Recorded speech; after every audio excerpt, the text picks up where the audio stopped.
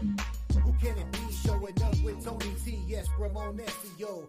To the double T, be funneling these bookies like 1, 2, 3. They tapping out and we cashing out. It's plain to see. The morning scheme is the A-team, Mr. T. And I pity the fools who can't hang. Coming with real game, it's sort of a freight train. It's been reported bank rolls are easy to maintain. So get situated and listen to the picks. And it goes along something like this.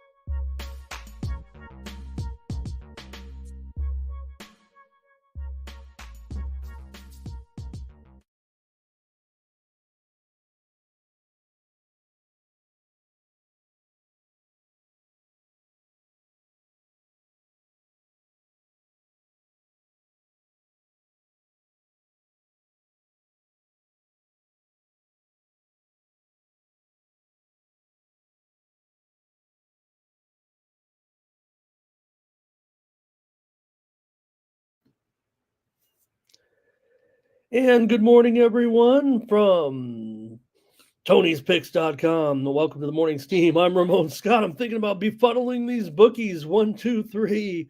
Good morning, everyone. Welcome to the morning steam for Thursday, January 18th. Got weekend action coming up in the NFL. Can't wait for that. But until then, we're going to preview our games for today, including NBA action, college basketball, and NHL. And with our team of all-stars in the chat making their picks. Get ready, get lots of picks from all of us here this morning as we look to today's games and maybe review yesterday. Action already flying fast and furious this morning for some sports bettors like me. Watching the conclusion of the tennis action this morning, and of course, the African Cup of Unders. Not necessarily so far, 26 goals in 12 games. And a big one today, Ivory Coast and Nigeria. Ivory Coast hosting the tournament. Nigeria, of course. And light day in soccer. Say hello to some folks and see what's going on over at Tony'sPicks.com. Tragic news yesterday, certainly with our postponement of the Warriors game. That was really a bummer to see. Basically, Nikola Jokic's mentor, assistant coach for the Golden State Warriors, passing away.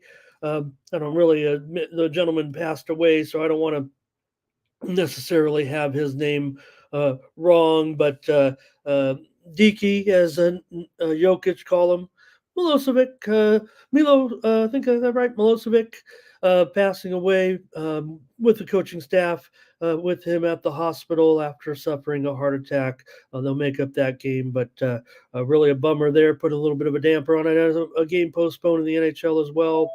Second blizzard in a week in Buffalo, not expected to ruin this weekend's game. Mostly clear for the big game, as certainly got to be concerns right now with the weather in Buffalo, but looks like it will clear up. But they're getting hit pretty good here right now. I'm kind of rushing everybody to the scene as far as the broadcasters and other game personnel. Hello, everybody. Let me say hello to some folks coming in for the show today and see what you guys are up to and maybe what you want to talk about. Gerardo here to open the doors here. He's not busy hammering the handicaps, I guess. Well, he's always going to have something for us. I don't know if he has anything. I didn't look. I'm sorry, Gerardo, if you did, if maybe you're putting it in there already in the African Cup of Nations.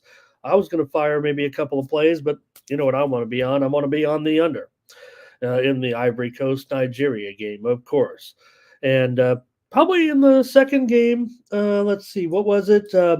Egypt and Ghana. And Ghana's not looking too sharp. I'd probably go with both teams to score no in game three. Game one underway. Equatorial Guinea just kicked off here against Guinea-Bissau just underway. African Cup of Unders. Chad's here today. I think I won one, he said, but man, it just seems like it seems like I can't get 2-1 on over on Chad. And Katie's here today.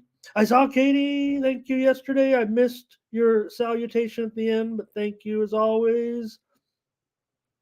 There we go. Gerardo does have the action. You can get down with this. We're only 13, 14 minutes into the game here. Then I'm watching beIN Sport. If anybody is interested in watching African Cup of Nations. All right. And let's see who else. Kenny Jackson here this morning. Hello, hello. Got paid by the Pels. All right. And who else? Chad. Oh, you guys having good conversation there. Thomas Bird. Really like the camaraderie in the chat. I think that works for us here on our team anyway. Matt D here today. Joseph, thank you. Hey, you don't have to make time just to say hi. I know you're there, sir, but thank you so much. And we'll see. There's been plenty of movement on the lines today. Rodney Barton, hello, my friend. Blake is here today. I can follow Chad on X. Wait, do I already? I'm trying to think about this now. Chad's our rising star here. And okay, that might be it for a few greetings. Stephen Downey, hello. Percent Better. Saw Percent Better hanging out this weekend with us. Timmy Tushu, Jeff Schramm, Tim Humphrey. Had a good day yesterday. Tell you what, everyone had a good day yesterday, and I don't want to say it belittlingly because, hey, if everyone's winning, maybe it was an easier card. Maybe the handicappers are on fire. Maybe it was more predictable. I don't know. I don't have to quantify it, but let's go over to Tony'sPicks.com and take a look at some of these. I'm probably only going to cover the top handicappers because it was such a smashing day for professional cappers here on Tony'sPicks.com, led by Ron Crawford, author of the Spreadsheet Play of the Day. He went 9-2 with us on the site. How about Mark Butterscotch Eubanks with 80% yesterday? Daniel Walasachuk, he continues to crush, 5-0 day. EPA Sports, you get a full analysis or the numbers from the EPA team and their EPA numbers. So you're going to always have high volume. You get the EPA package. You're going to be able to get all of their figures 16-10. Mindy Honnell 8-3. I went 6-2 yesterday. OG Cappers VIP 3-0. Ruben Marlboro, come to Marlboro country, went 4-1. Probably Sam Bamurdy 6-3. You see what I'm talking about here. Hollywood Sam 2-0. Tony T 2-0. Joseph Schultz 2-0. Jerry Lewis, Collins Brown, Danny Dye. They're all in the plus.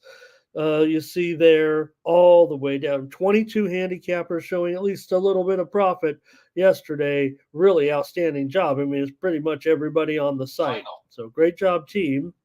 Nick Lagaretos is the hottest handicapper over the last 7 days. 23-8 record right now. Mark Butterscotch Eubanks up over 13.75 units. Joseph Schultz also in the profit, as is Mindy Hahn and Ron Crawford. Last 30 days, it's Mark Butterscotch Eubanks up 30 units. Gene Got Picks up 22 2/3 units.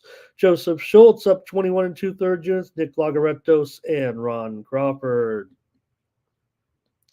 Head on over to Tony'sPicks.com. You'll find our premium picks, absolutely our best picks every day are at Tony's Picks. Use the promo code TonyT at checkout to save 20% off all of our premium pick packages, including mine on Thursday in college basketball. I'm coming off that big day, 6-2 yesterday, including 5 winners in college basketball, premium winners yesterday for me in college basketball included North Texas and East Carolina under. Premium winner Davidson and Fordham over. Premium winner Valpo and Evansville over for a premium winner yesterday, as well as Northern Iowa over Belmont convincingly yesterday, and one on the added board as well. We had Lafayette and Holy Cross went over yesterday.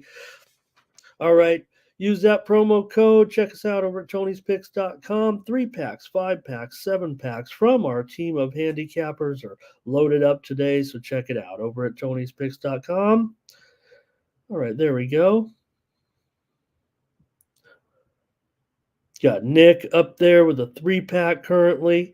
And don't forget all the other picks. See, I'm already locked and loaded. Latifah is as well in some games later today. So check us out. Premium picks over there. I'm going to hopefully give you a bunch of free winners right now, along with the chat, our chat team of all-stars. They're going to have their picks as well in these major board games. I've selected 7, I believe, college basketball games. A lot of mid-major action today. So, all right. And let's head back over now and maybe just cover a few tidbits, certainly from yesterday real quick. Mike McCarthy will stay on as a Dallas Cowboys head coach. So that does that shifts things a little bit. Look, the Chargers may be closing in on Harbaugh again.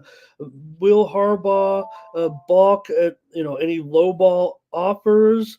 What will happen now? Harbaugh interviewed with Atlanta as well. It's a good fit for him down there as well, but maybe he wants to have an established quarterback if he's going to move in there. Raiders look like they're going to be staying with their interim head coach, Antonio Pierce. Looks like now more and more now that he could get the job there.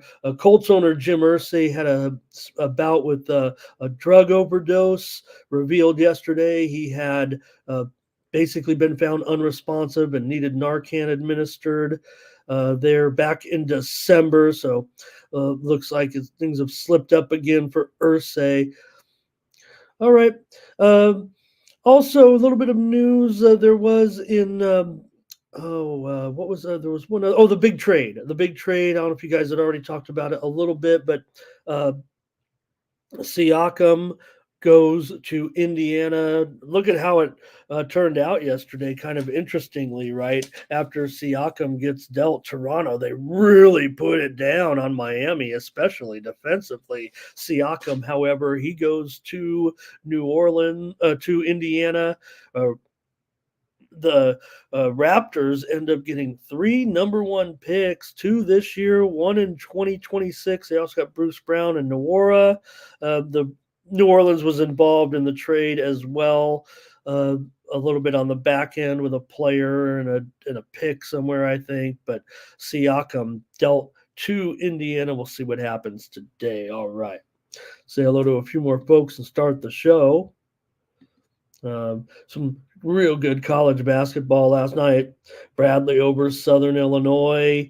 UConn beat up on Creighton. It was LSU knocking off Ole Miss.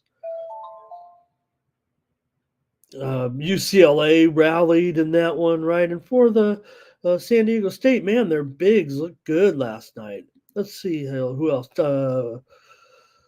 Gamble here. Hello, Gamble.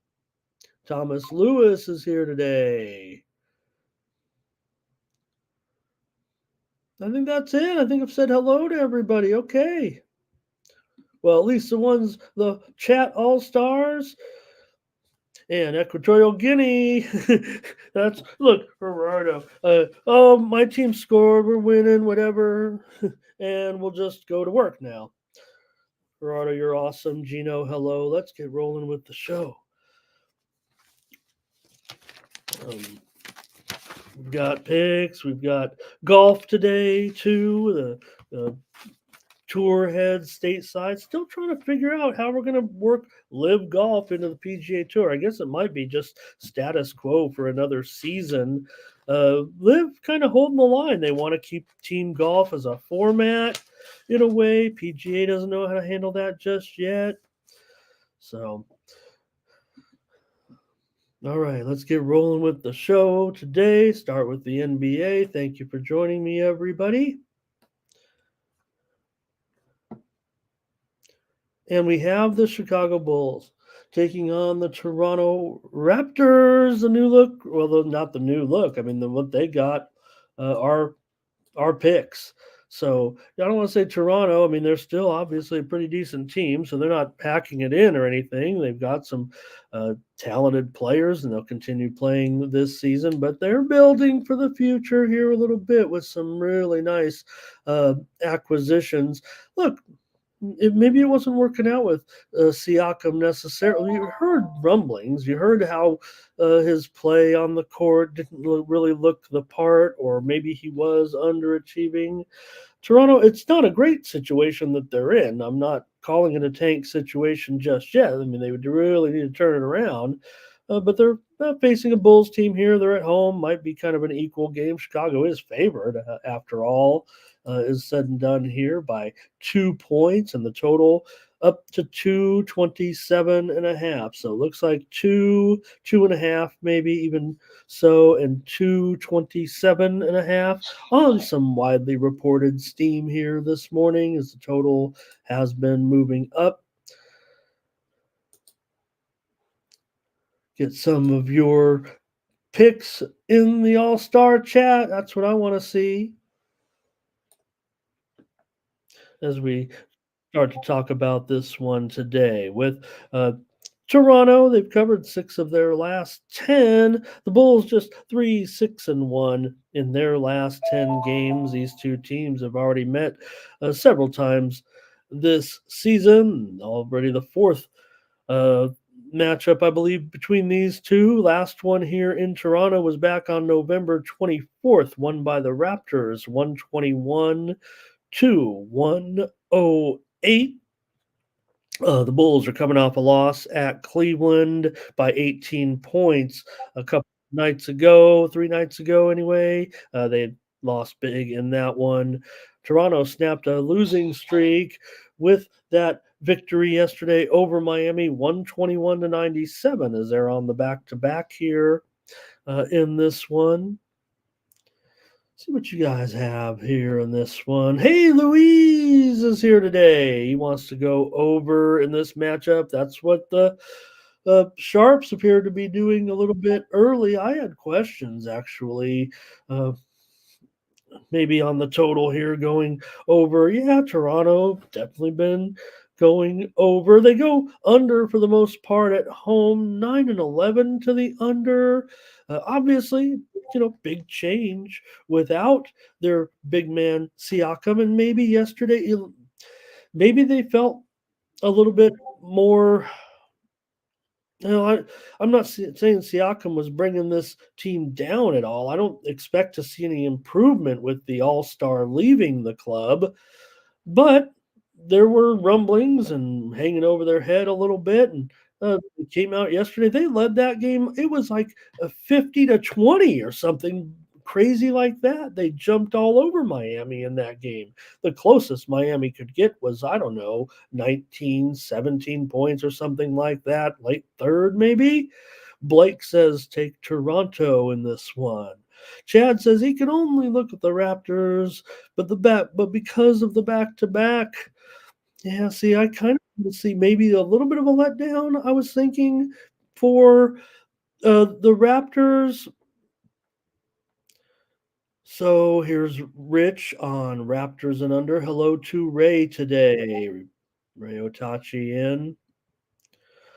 Thomas said similar teams will take Toronto here.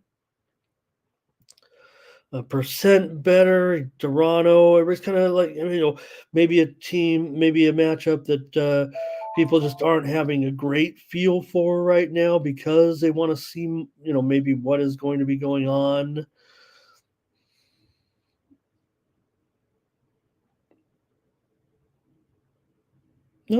Sorry about that, you guys. Just have a little correction here. All right. Matt says, the Bulls here, a little bit of a run for the Bulls. Well, yeah, they've won. Like I said, they lost. Or you're talking about. I'm not sure there, but hey, Robert Martin, nice to have you. Appreciate it. Oh, great to have you, brother. Nice. I will check that out. Thank you, Robert. Pleasure to have you here.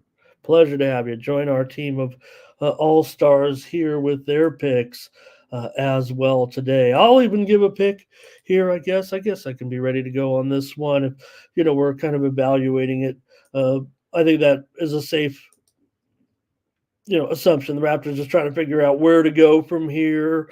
Look, Brown, maybe he could get here in time for the game. I don't know what the status actually is right now. I mean, they're listing Brown as questionable and Nwora as questionable. Kira Lewis was also acquired. So talk about it, as far as, building for the future. They did get some extra personnel as well. Otto Porter, questionable. And for the Bulls, a little bit nicked up here with some guys currently. All right, I'm going to look against that back to back here and think the Bulls will have a little. I mean, the Raptors will have a little bit of chaos involved right now in the staff. All right, Curtis, he's on the Bulls. I'm going to take the Bulls today to win this one on the road. I'm concerned about that steam. It was as low, I believe, as 224.5 to 227.5. Any higher, I'm probably ready to come back on the under here. In fact, I'm showing Bet Online still hanging out 227. I don't know if it's going to go much higher, but I'll probably be on the under. Who knows here? Yeah, I mean, that's where I would lean. All right. Gamble's cracking me up. I try to keep it clean on the screen anyway. Chat, you're welcome to have a funny there, but Gamble's got a funny in the chat. I really like that. And I'm probably going over, but who knows? Okay. All right. For me, give me the Bulls today. Here -2. I'll call it 2.5. It's 2.5 at circa. Maybe favored for a reason. Maybe people, I don't know. I don't want people to think the same thing that I'm thinking, that the Raptors, if they're going to have to fold some new personnel, get some new rotations in there, a little bit of disorganization, possibly with new additions. It's not necessarily the full handicap there on that. Really kind of looking at the back-to-back and don't mind certainly the Bulls. Everybody knows I've kind of been rolling the Bulls a little bit here as far as maybe, since they've kind of put things back together long term. All right.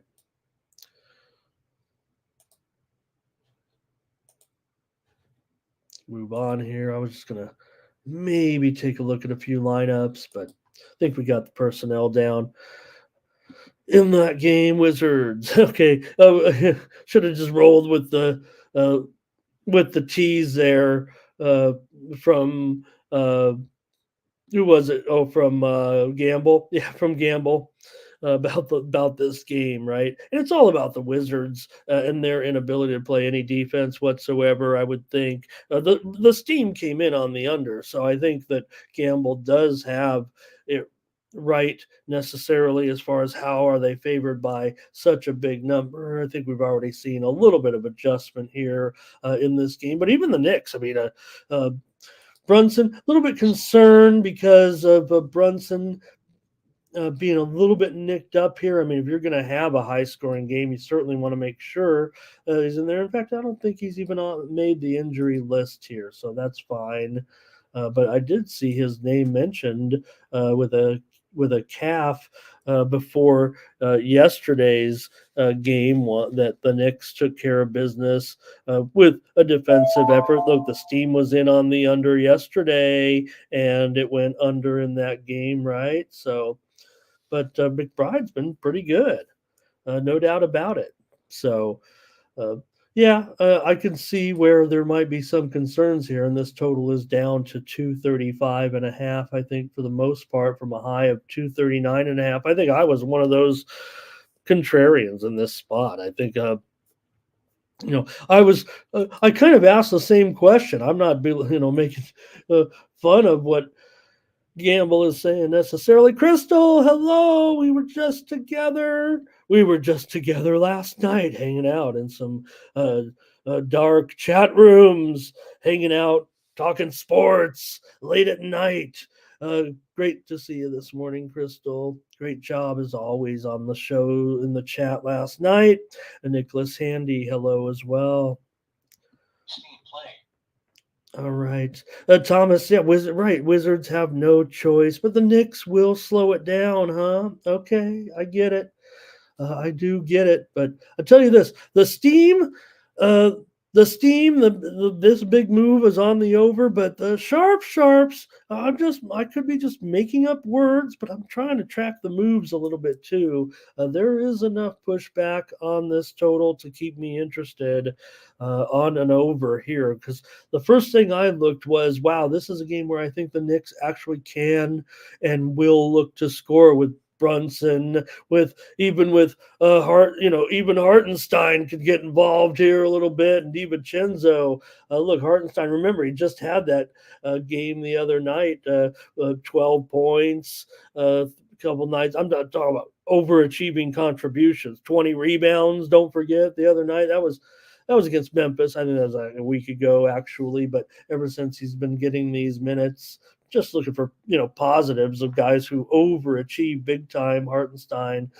certainly over his contributions and this month, a little bit unheralded, but DiVincenzo as well, and Randall get his. And over on the Washington side, of course, Kuzma, but don't forget the spread out contributions of Washington.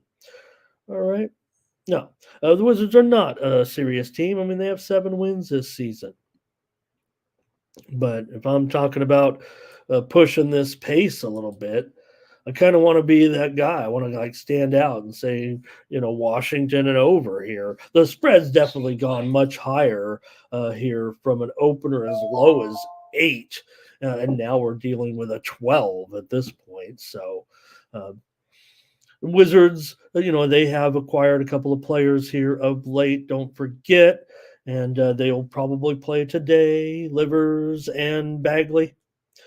So, not a big deal. We'll see how this team can improve. So, all right, let's see here. Brent says took the Blazers last night. Isaiah, hello. Nice. I love your tennis comments. Appreciate it, Isaiah. Really appreciate it. And yeah, we saw Iga last night with the win. Collins really gave Iga a battle. That was a great match. 3 hours of great tennis last night. That's why I couldn't go. Crystal, that's why I couldn't go on the show. I thought those guys would laugh at me if I watched too much tennis on the air. All right. All right, I think I got everything from you guys there in the comments. I guess I'm just going to have to take a stand right now, and I'm going to say it does go over here in this game. I know what you guys are saying, Knicks to slow it down. I think they would relish the opportunity here to run with a little bit with the Wizards, and I might just have the number just a little bit too high. Blake wants to go over with me. So Chad's laughing at me, I think, because I'm taking the Wizards and over. I don't know if it's a challenge. I can't figure out which one, if he was on one. Okay. Let's move on here. And Robert says, I'm wasting my money on the Knicks. Oh, I'm on. Well, my pick is the over. Let me make it clear. I'm not on the Wizards just yet. But I'm interested to see a couple more players. All right.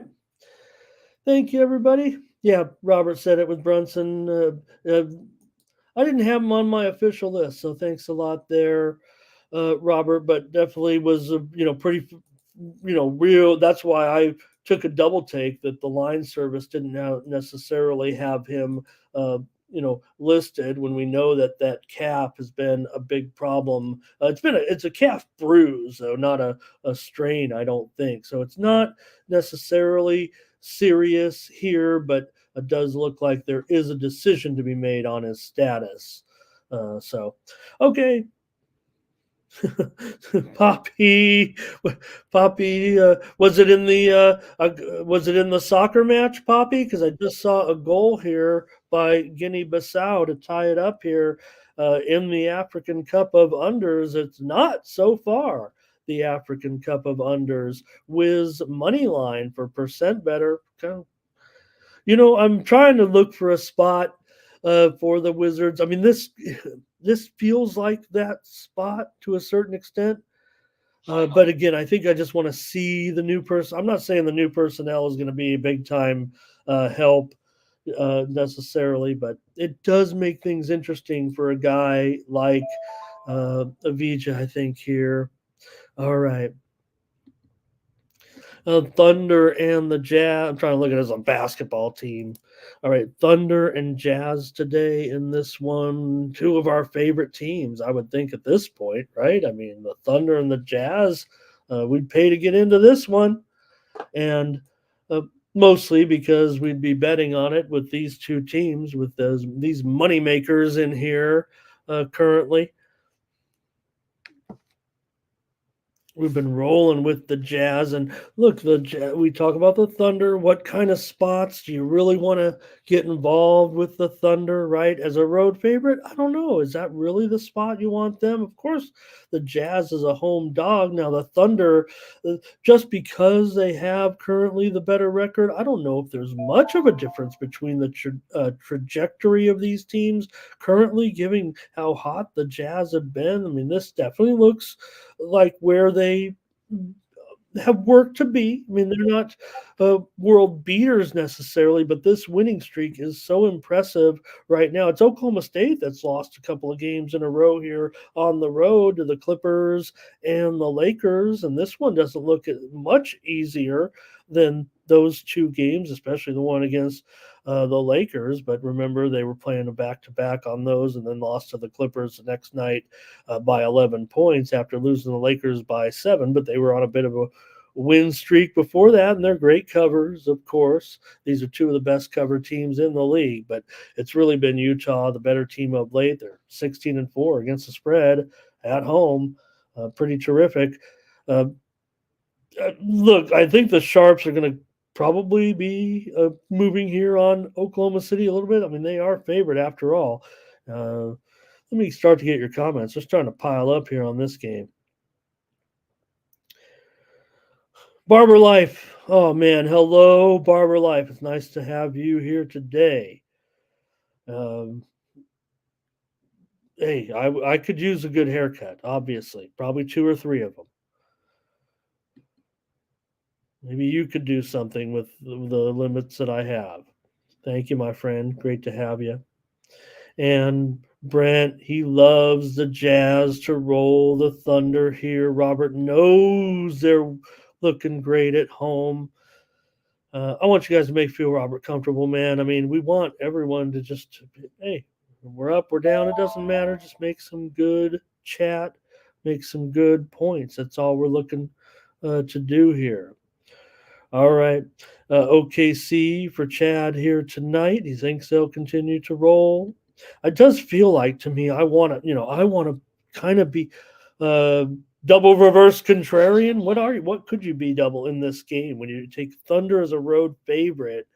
Too awesome. Now, Oklahoma City is a road favorite. I mean, as a favorite, pretty good. I mean, 17-8 now, 10-8 against the spread on the road, 17-8 as a favorite. But OKC, their numbers are there as a dog, certainly. They've covered 8 of their last 10. Give them all the credit. I'll be taking the under in this one. So, reported steam came in on the under. I know it's under 245 by now. 244, 243.5 at circa. So this one continues to go down. Yeah, I mean, look, we know the Jazz have been playing some tempo. Certainly, they're just 11-9 to the over though at home. Oklahoma City 23-16 to the over overall, but 11-8 to the over on the road. 14-10 to the over is a favorite. Still pretty high number here and continues to go down. And that's where the steam came in, was on the under. So I'll go ahead and take the under in this one. I think there's enough support out there in the chat, I think, here for the Jazz. Let me see a few more, though. Blake's on the Thunder. Isaiah's on the Thunder. Percent better Jazz. And it just feels like Jazz. That's the one thing, right? I mean, my figures, my human algorithm numbers that exclusive, no one has access to but me. Well, we can all say that technically, but to me, it's a spot for Oklahoma City. I wish the Jazz were getting more respect. I'd actually like to take. Maybe the price is too high for me on OKC. Jazz and over for Rich. Chad has it. OKC rolling in this one.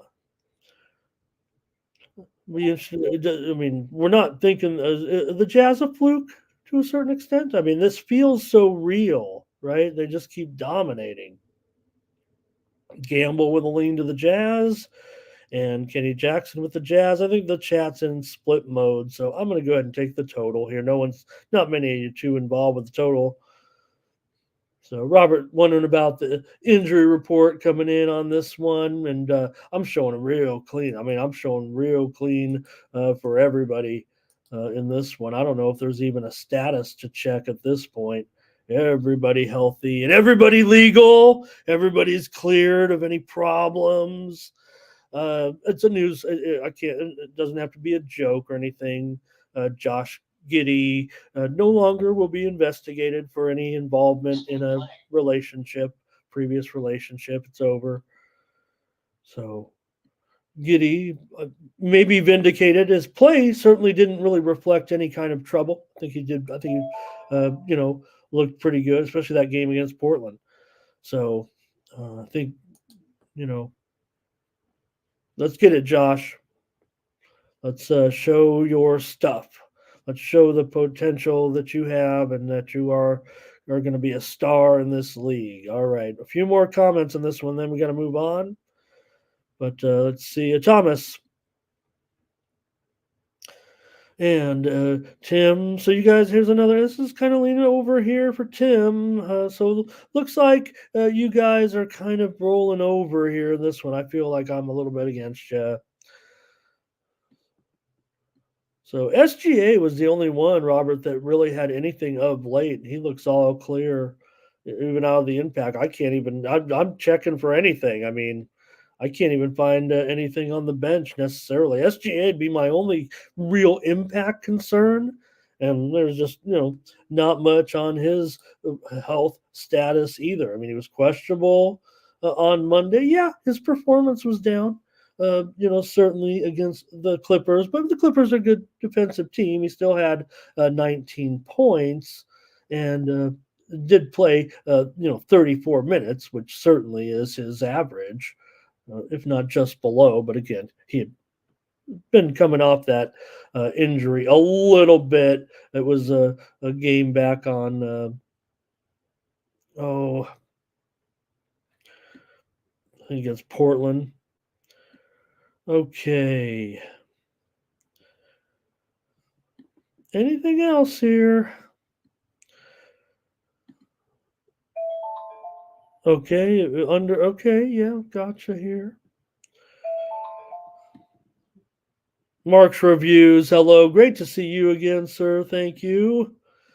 Kenny, hello. Sometimes I'm reading something. I'm reading the extended, like in this one, I'm trying to read a little bit extended injury report. Ray on the Thunder. You guys are on the Thunder for the most part. I think. Yeah, I agree, Brent. Maybe that we don't have, but it's nothing that's going to stop him today from playing. But yeah, I mean, there definitely is a knee. He was questionable just 3 days ago with a knee strain. But SGA looks, had a little bit of injury shakiness just very, very early in his career. Wasn't really that, but a pretty stable player. Rodney Barton will be wearing the short shorts. All right. Rodney. Oh, you guys are hot on this game, man. I don't know if I see any new opinions. I'm going to move on, man. Been here. Mark's review's got his plays, though. Let's just go with that, and we'll transition to the next game. I'll be on the under, Thunder, and Jazz. And I don't know if anybody's maybe I'm getting the feeling you guys are still sleeping on the Jazz a little bit. It seems so strong on OKC as a road favorite, and this Jazz it doesn't feel fluky. Now there is going to be a little bit of hotness to the streak. You're playing with confidence and everything. I don't think anything's changed for the Jazz other than they're a playoff bound team. They are going to be a playoff bound team. The trajectory, right? The overcoming all the kind of the injury situations that put them behind the eight ball a little bit, getting everybody in play now. And this is where it looks like they belong. Maybe the schedule's been light too, but I think the trajectory is not likely to turn around, it feels like. They'll just play continued strong. Not going to be a overpowering team, but much better than that team that they put out there when they lost by 50 points. Okay, the Grizzlies and the Timberwolves here in this one, with the Timberwolves favored by 13. The total 245.5. Big favorite here against Memphis. It's a runaway favorite, no doubt, because this one I believe was as low as 9.5 to open. And we already knew that Bane was, out now, and that the Grizzlies were continuing to have, other injuries as well, with Marcus Smart injured at this point with a injured finger. So not sure why there's still kind of the move this big on Memphis when it looked like we knew what we were dealing with. The overinflation, though, is of concern. I mean, they should have a healthy advantage here over these guys currently. The roster by Memphis has been decimated by injuries all season and the big suspension, of course. It has basically put them in a real predicament here moving forward. Okay. For Minnesota right now, this current run of 3 games, 3-game winning streak at this point. They just played Detroit, though, as we know, last night, and didn't cover a big number. I was on Detroit in that one personally, and it just felt like, when you're getting those double digits at home, it's a little different, even with a Detroit team right now that we know how bad they are, but they were able to fight through and ended up with just losing by single digits. Now the Timberwolves come home and face this decimated Memphis team. They are coming off of a win. They kind of got it together, beat the up and down Warriors, if you will, at home, 116-107. Memphis is well coached. I'm sure they'll kind of fight through this. Still a tough matchup when you're going up against a defensive-minded team like Minnesota. Make things very difficult, I would imagine, on the guards. We know Edwards kind of fought through his injury concerns, and he was able to play 33 minutes last night in that game and ended up with 27 points. So let's get your comments here. Thank you guys for being so active today. I'm sorry it takes me a little bit here to get through the comments. I do appreciate them all. I'm looking for your plays, though, and see if I can get those up on the screen in a timely fashion. Brent's got his numbers here. If I miss it, I'm sorry, but you're on the record in the chat.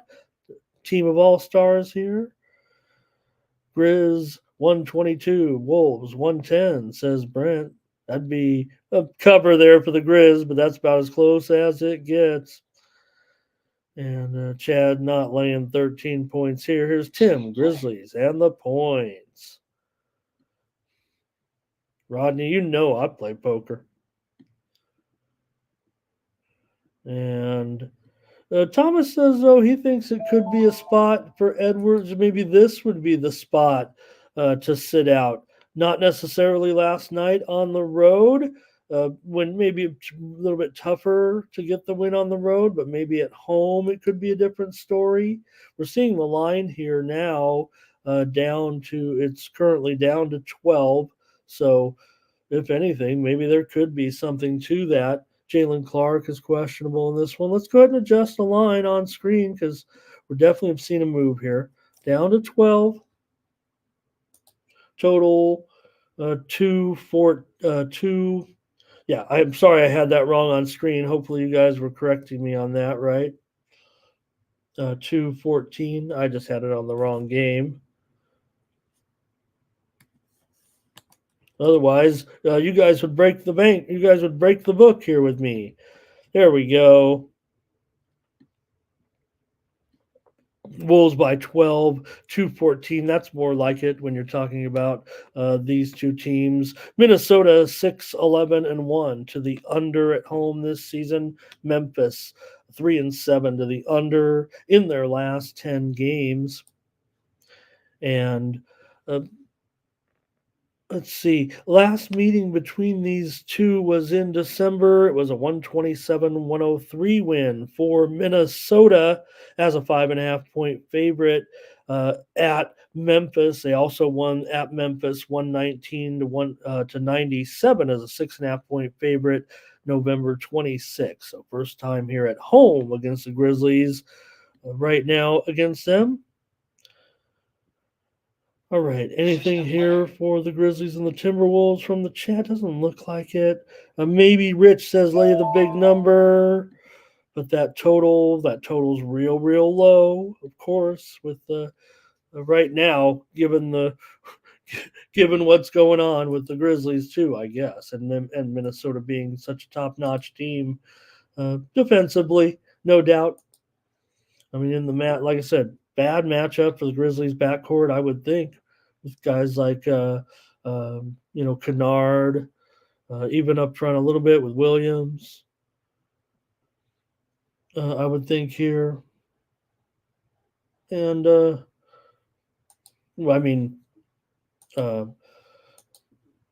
front with Vince Williams, not necessarily with Zaire, because he's not going to score a lot, but.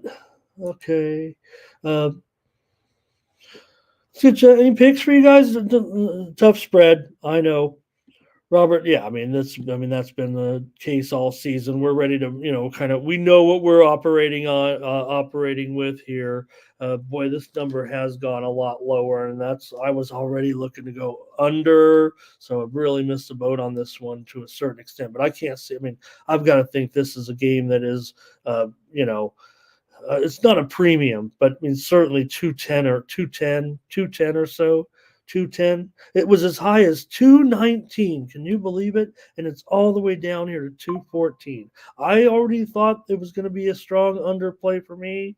It isn't anymore. And I feel like it still can go under this number. I'll just take under here on the show and try to prove a point. I would think this is going to be a solid under, but man, 5-point move in an NBA game under. All right. Robert says, fade the public, fade the Grizz. Fade the public, fade the Grizz. Because the public ain't going to be on the Grizz in this one, right, though, Robert? All right. Maybe I give him too much credit. I would think public be like, let's lay it. The Grizzlies are totally doomed. Curtis with the under here with me in this one. All right, one more game, you guys. Pacers and Kings. Big news in this one. I almost want to play the breaking news banner, but it's a little too corny for just a casual breaking news that we don't know the news is yet to break. And I'm talking about the potential return tonight of Tyrese Halliburton. Now, he's been upgraded to questionable. It's still going to be difficult for Halliburton to probably make this game from the reports that I've been reading, but I think it's one of the most interesting ones of the night because Well, you're going to play the Sacramento Kings and you're Tyrese Halliburton. I mean, we know that you kind of want to play in this game. You're kind of ready to come back. You're on a fast track to return from the injury. So this would be a pretty good game to return to, I would think. And the move already had gone from 8.5 to 7.5, kind of based on that upgrade to questionable. Really trying to work hard to get the chance to face his old team here tonight in the, I don't know, pretty much a pretty hot little game here tonight. Probably a little hotter than that Thunder game, but maybe not. But this should be a good one nonetheless. Would like to see him in there and see how this goes. Total here 247.5 here in this one. So I mean that's to me the major news. Other than the fact that you do have Pascal Siakam here coming to the Pacers. Also, don't know if he's going to be able to quite make it here to the game tonight. Listed as questionable currently. So. That would be an interesting twist as well. I would think you're trying to get to the game. Maybe just need one more. I mean, trade, has not happened less than 24 hours ago. Here is Chad. He says, Pacers here. So he likes the Pacers. Here's Ray. He does like the under in this one. Oh, Ray, do you think? Oh, I know these high numbers. We're actually seeing a little bit of dial back, right? Uh, with these numbers currently on these high totals. I think we've seen a few of late, but I don't know, man. I feel like this one's going high. Again, I think a lot has to do with the impending personnel a little bit. I mean, where will this game go if players like Halliburton or Pascal Siakam, a defensive player to a certain extent, a strong offensive player too. I mean, he's a total all-star.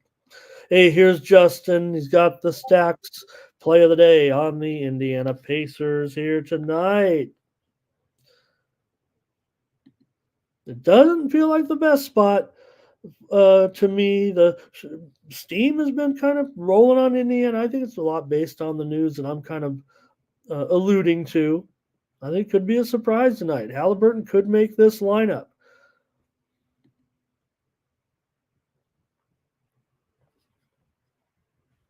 All right, Pacers have lost 2 straight.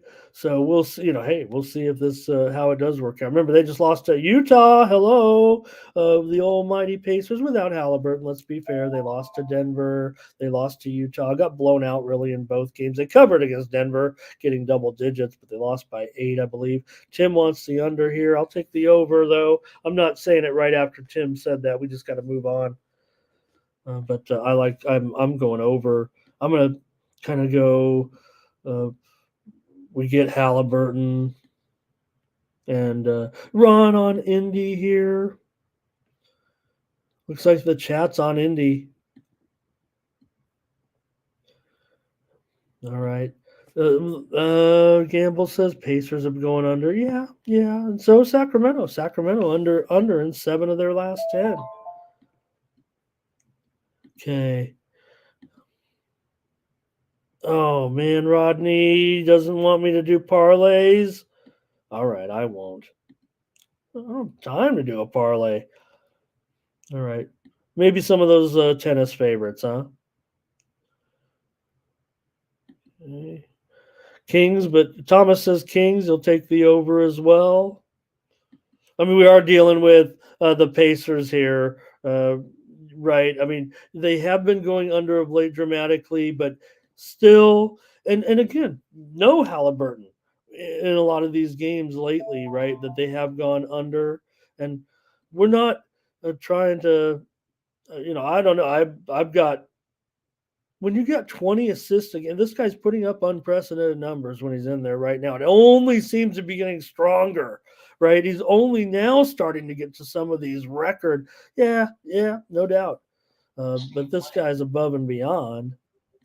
He's still young, maybe some inconsistency. He'd really like to play in this game. All right.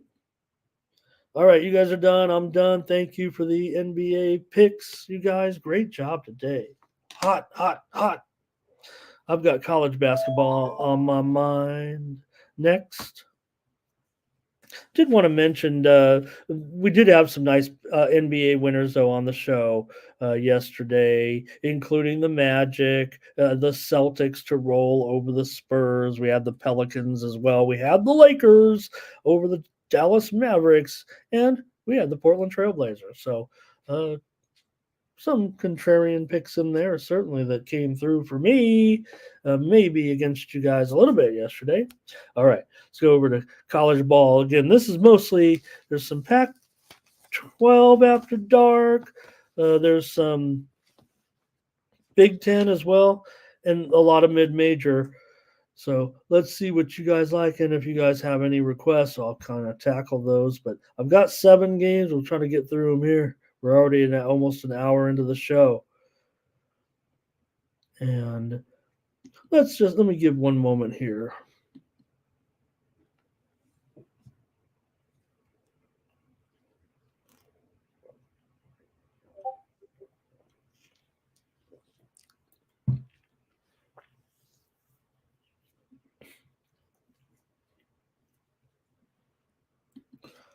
All right, little commercial while I catch my breath and get started with the college basketball card. All right. Hey, thank you, Robert, for your contribution today with pro basketball. It was an honor to have you, sir. Appreciate it very much. And please consider returning with that great commentary. I appreciated your contributions, even though I know they gave a bit of a hard time, but you came with some good picks here today. Really appreciate it. Okay, let's get started here. Yeah, was I gulping in the water that? Good. Here we go. College basketball. We're going to start, I think, here at the top of the card, or at least the best major game here at the top of the card with Minnesota at Michigan State. Do have a considerable favorite here at this point, with Michigan State favored by 10 at home against the Gophers. Call up my data here. That's what I should have been doing while I was, instead of taking a drink. All right. Immediate move here has been to the under in this game right now. I mean, this one was as high as 143.5, I believe, and now we're seeing it down to 141 at some spots. Maybe 142 is the latest line here, but I'm going to end up on the under. So I'll just leave 141 up there. It feels like that's where the move has been headed here in this matchup. You got Michigan State coming in 10-7. They've had their moments, no doubt about it. This one is on Fox Sports, Fox Sports Game of the Night here in the Big Ten. Certainly, they've had their moments here. They just beat Rutgers. They clobbered them 73-55 last time out. They did lose on the road, having some struggles on the road, actually, losing at Illinois and Northwestern, and didn't get the money as 3-point dogs in either of those games. The Illinois game might have been a push for many. They did cover at home against Penn State, so they're 9-3 against the spread at home, but laying a pretty big number here to the Gophers, who are 14-3 against the spread this season. Make no mistake. Now, just 2-2 against the spread on the road, but 8-2 in their last 10. 4-2 as a dog, so still all good numbers though spread-wise for Minnesota. But Michigan State, like I said, 9-3 at home, getting numbers. So I think that's what stands out the most. You got a very good spread team like Minnesota. Yeah, maybe on the road's a little bit tougher. Michigan State does tend to roll, but again, the Gophers have the better straight up record here in this one. Minnesota's off of a couple of losses themselves currently. They lost at home to Iowa, stunning fashion the other night, 86-77, and they lost at Indiana by 12 as a 4.5 point dog. They did get a win at Michigan as a 5.5 point dog. Now we've seen, Michigan. Maybe that was only 4 games ago. I think we already saw that Michigan was kind of not playing that well, but they were still getting some points in that one. Hung in there. It does seem like Minnesota's a pretty gutsy team. I'll just take the under here as my play, but you know. Uh, Still a pretty big number against a team that is pretty good at covering the spread and pretty gutsy, that has lost 2 in a row right now. So I'll take the under here. Rodney, I'll get together with you for some tennis tonight somehow. Let's get a card together for the tennis action tonight. Thank you, Brent. Take care. Appreciate you stopping by today. We still got over 60 of you here today. Thank you for stopping in. Poppy's here today. He's likes the under in the first half in this one with Michigan and Minnesota. Tim Humphrey, let's say is lay it. Lay 10. Rodney, if you're still there, thank you, sir, for stopping by today.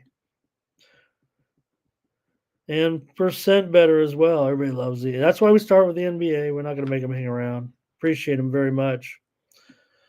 All right. I think that's it for you guys on this one. It's mostly me in college ball, I guess, as usual, but appreciate you guys for a couple plays in there. I'll take the under, but again, they got Minnesota good covering team, double digits. Yeah, Michigan State's rolling at home. It's a really tough one to gather. So far, what I've seen, a little bit of move on Minnesota. Doesn't look that solid, quite frankly. And in fact, just wait it out. All right, Joseph with a lean to the Gophers. Next up, I've got a nice one here, I believe, with South Florida going up against Memphis here in this one. One chosen here. Seemed like a pretty nice matchup. This one goes off at 7 Eastern and 4 Pacific. You got Memphis favored here at home by about a dozen or so right now. Call it now 11. I can get down to 11 here at this point. Circa's down to, I'm showing, there's some books here at 10.5 as well. Man, could it be down? I'll call it 10.5. I see enough 10.5s out there, and that's the direction that this line is moving. Total 158.5. So this one's moved higher. It's moved to the dog, and it's moved higher between South Florida and Memphis here today. You got Memphis coming in, just 2 losses at this point. Been a great season.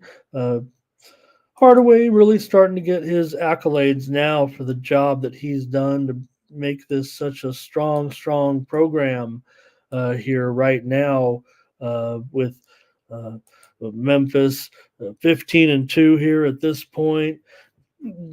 To a certain extent, overrated according to odds makers. They continue to be laying too many points in situations like this. Memphis is 2-8 against the spread at home. That's atrocious for a team that is 15-2 overall. That is basically saying that this team lays too many points. Now, South Florida has not covered a game yet on the road. They're 0-2-1 against the spread. This game is blowing up over here and with goals in the African Cup of Unders. 4th goal has been scored here. USF, though, 8-5-1 against the spread, 6-3-1 against the spread in their last 10 games. So I think there's enough there out of South Florida to think that they'll be just as competitive as every other opponent against Memphis at this point, especially the fact that they continue to fail to cover the spread. And at least South Florida does cover the spread. The Sharps are, to me, clearly on South Florida at this point. The move is actually quite stiff and maybe too much for some to handle because USF was as high as 13.5-point favorite to open here, and now you're all the way down to as low as 10.5, and that's where. And quite frankly, it's not the sharpest of moves to me. That's probably just going to end up as a free play here, I would think. As far as the total is concerned, I mean, if the move's to South Florida and I like South Florida, I would think it would have to go under 158. That's the kind of the tone that Memphis plays at. Memphis is 4-10 to the under so far this season, including 0-3 to the under on the road. Now, Memphis is an over team for the most part. They've gone over in 7 of their last 10 games, and they're 11-6 to the over overall this season. Memphis is on a long winning streak right now. They did cover their last game against Wichita. They clobbered Wichita 112-86, but before that, they were laying 19 to San Antonio, did not cover. They were laying 7 to SMU at home, did not cover. They laid 9.5 on the road at Tulsa, did not cover. They won all those games, and they laid 20 against P in a non-conference game, and they didn't cover there at home. So South Florida, they're able to get the money here in quite a few games of late. They're coming off a win at home against Rice, 81-73 as a favorite. Did a nice job as a favorite. Now, they did get a loss to UAB on the road in that one. They were a 4-point favorite, I think, and they lost that game. But they did beat Temple at home and covered a nice number. They failed against Alcorn, but they did cover 10.5 against Auburn. So they do enough covering for me to think that they're still alive, getting points against really one of the worst spread covering teams in the country in Memphis. So I'll take South Florida here, and I'll take the under as well. If it's going to be South Florida, it's going to be an under, and the total just seems is a really. Did I say it was 158.5? Because I think it's actually. Well, there's even 159 out there. Give me South Florida and under here in this one. Memphis in a blowout, says Tim. All right. I got you, Tim. It just concerns me. I mean, when you're 2-8 against the spread, at home, and you're laying 10.5 points, that just against a team. Hey, USF, they're 9-5, right? So, okay, next up. All right, here's Asheville, Equatorial Guinea 3-1 here over Guinea-Bissau. Asheville and Winthrop here in this one. We're going to the added board a little bit for this because decent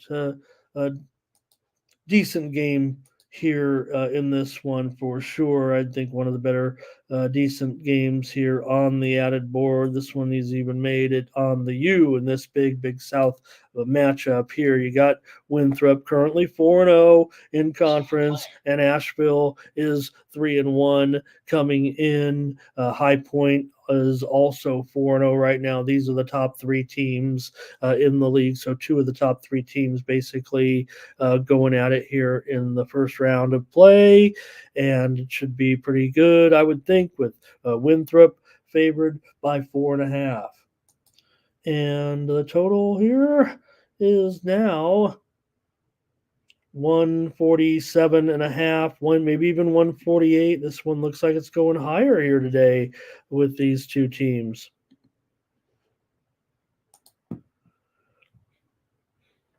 Winthrop is a pretty much an under team, I would think, for the most part. There's not a lot of trends that really stand out with these 2 as far as what team is covering what. You have an Asheville team that's won 3 of their last 4. They lost the big showdown game to High Point last week, 84-79 as a 6.5-point favorite. So they did get the money in that one, and they also got the money last time out against Longwood in a 65-61 win, laying 3.5. One very close to the number. That's the story of the Big South. I mean, they're really one of the more predictable conferences so far this season. For Winthrop, they're on a winning streak here, certainly right now. Really on a roll at this point in conference play. They've won 4 straight. They beat Longwood. They beat Upstate. They beat Presby. They only covered in 2 of those games. They didn't cover against Radford here at home, 92-88 as a 4.5 point favorite, and they didn't cover at Upstate as a 6.5 point favorite, but they did cover against Presby, and they were able to cover against Longwood. Asheville's 5-3 against the number on the road. Winthrop 3-4 against the number at home. These 2 teams met here last year, and it was last season anyway, and it was in December of 22 last season, and it was 62-60. Winthrop got the win as a 1.5 point favorite. Ironically enough, it did go way under. The number was similar to this. It was 149.5, and it played to just 122 points in Winthrop's win and cover at 1.5 points. Asheville won the meeting later at home in February of last year, 86-97 as a 4.5 point favorite. So pretty nice game. Like I said, these Big South games are pretty unpredictable. Like I said, last year's game here against Winthrop went for, what did I say, 122 points. But you just look at what came out of that last game for me for Winthrop at home against Radford. Now, different competition, certainly a different level of competition right now. Radford at this point, they've started off just 1-3 in conference so far. And that was also a triple overtime game, but they didn't quite get the money there in that one.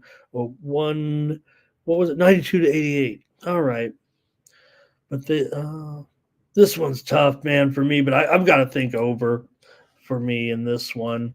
148 totals on the move. I'll take over. And usually, I love Winthrop in spots like this a lot of times. I love watching Winthrop basketball. Probably nothing. Oh, gosh. Here's over. All right. Joseph's with me. He's hanging out with me here. Illinois. Let's get to some Big Ten. This will maybe get a few opinions in there. It's hard. That's why it's hard to go off the big board a little bit. Nobody wants to. And, you guys don't know what's coming either, too. I know that's part of it as far as what game I might try to pick. I just thought that was a pretty good game in the Big South. All right, here we go.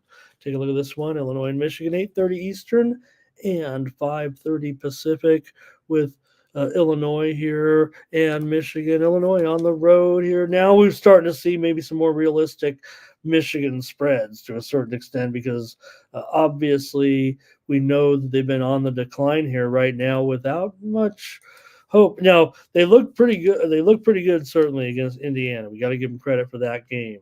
And maybe, just maybe, they can do a better job defensively here. But look, the move has been on Illinois in this one. They opened 1.5, I believe, and now they're up to 2.5. Maybe I get it. Maybe it's a sharp move. Maybe it's a little bit of early square action. I think everyone wants to kind of fade Michigan at this point. Or were they did they see enough in the high-profile game against Indiana where they looked so good in that one?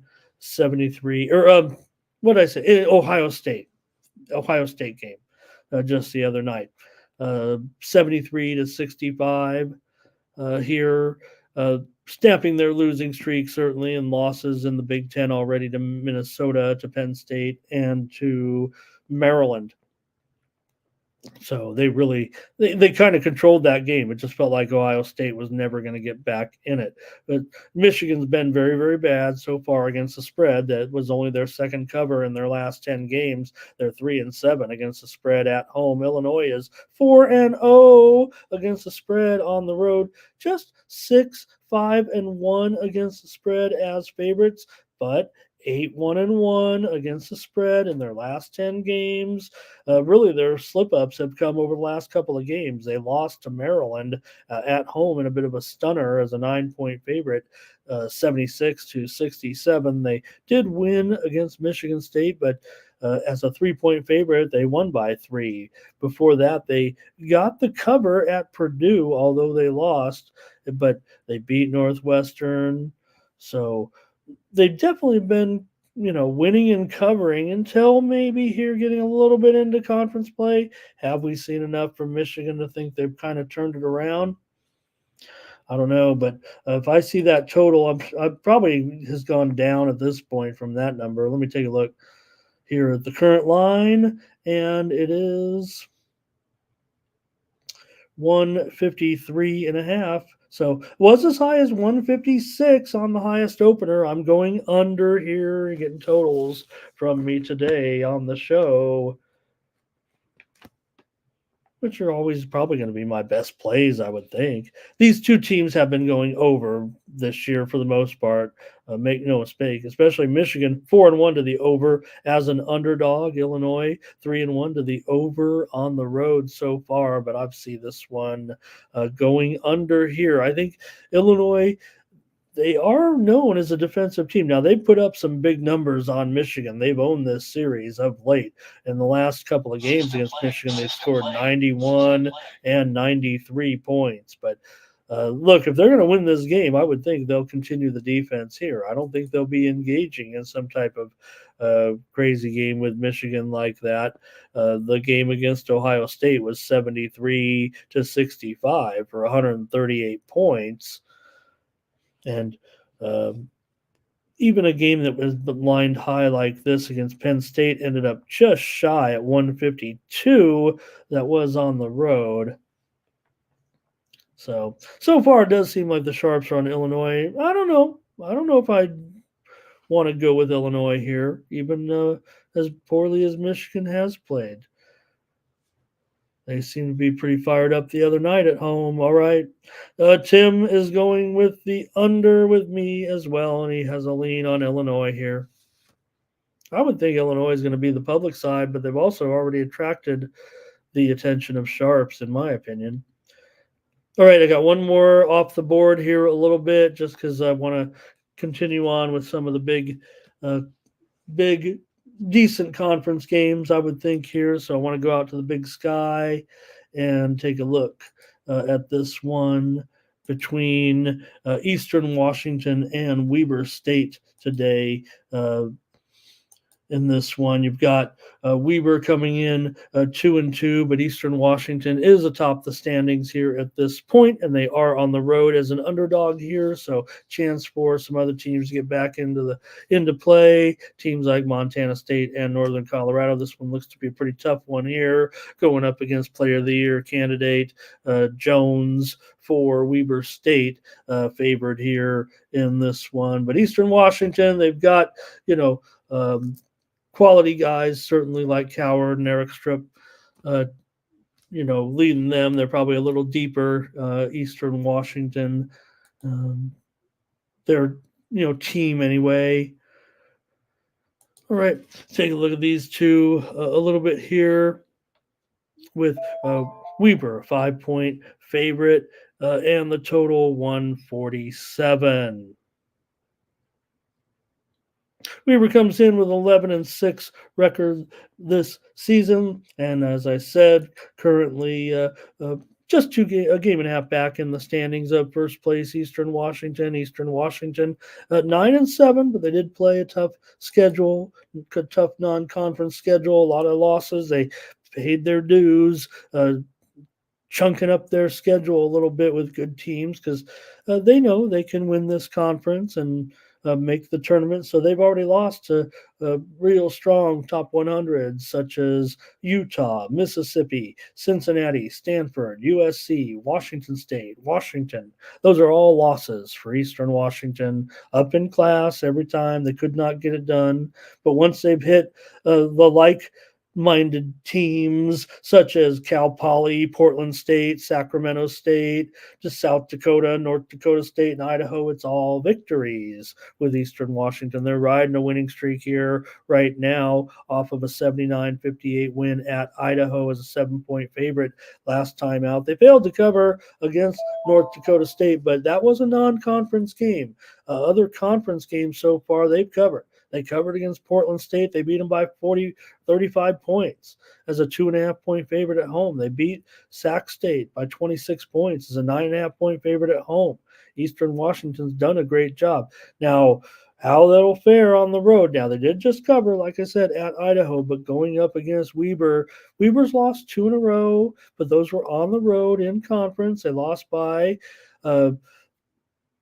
3 points to Portland State as a 5-point favorite on the road, and then they were favored on the road against Sac State, and they lost that one by 18 points. So on the road did not fare well. However, at home for Weber in conference, it's been a little bit better.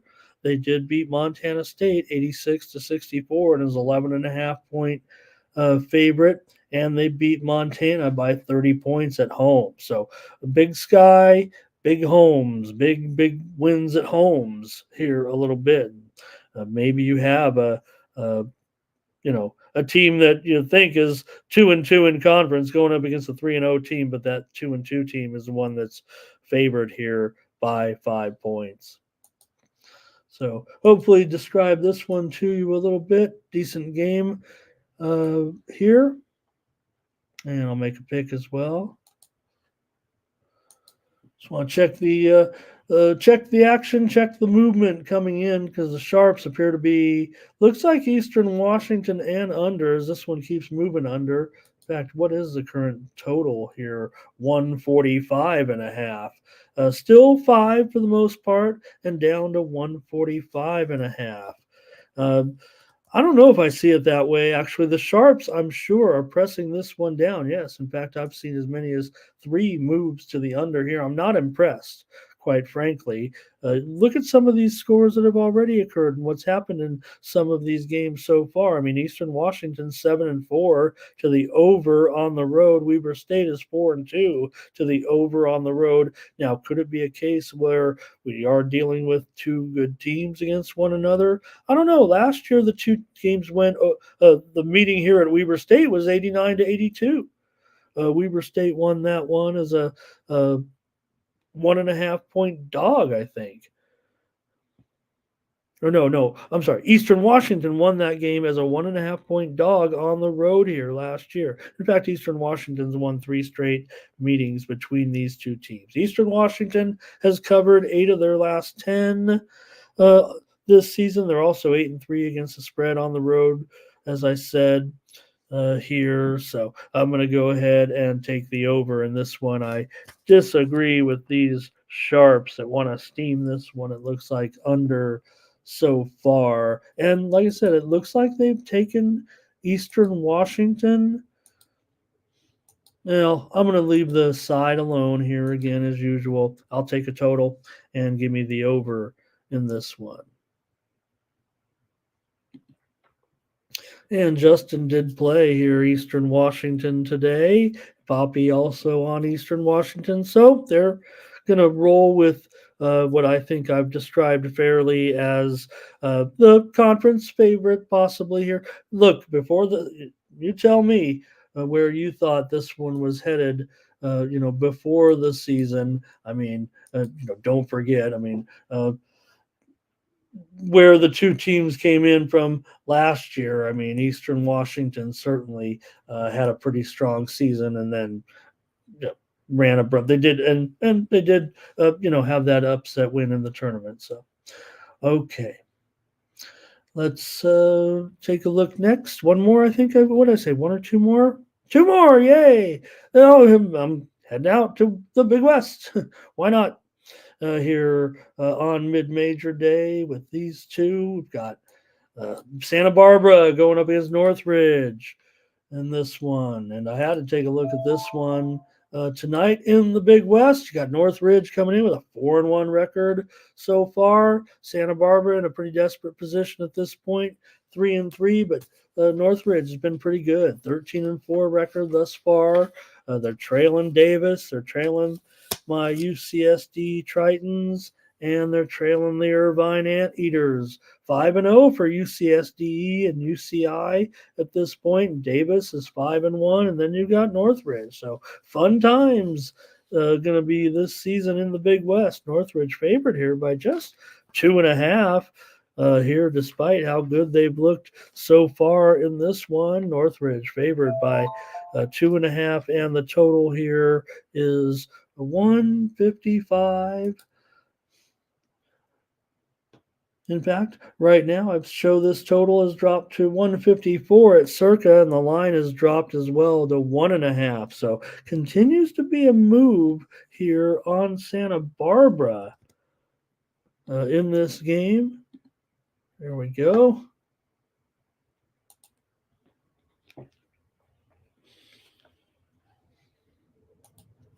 All right. Take a look here with Northridge.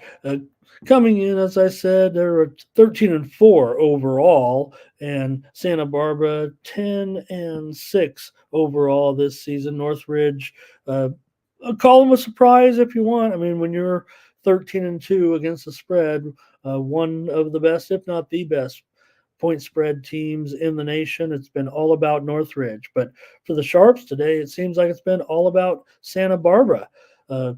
Santa Barbara is 5-8-1 against the spread so far this season, but they appear to be the ones taking action here from the Sharps.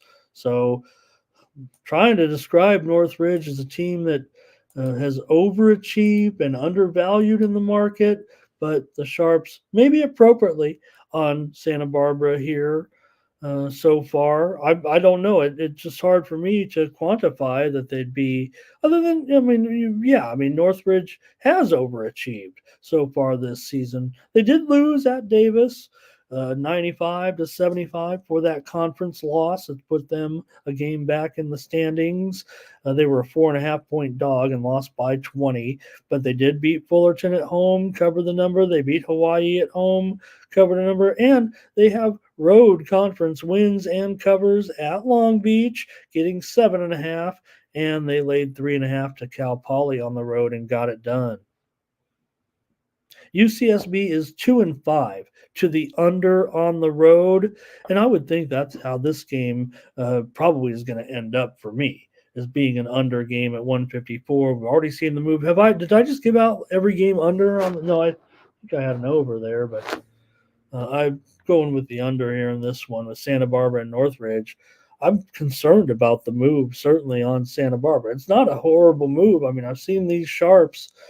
These groups have been okay, the way I track it anyway.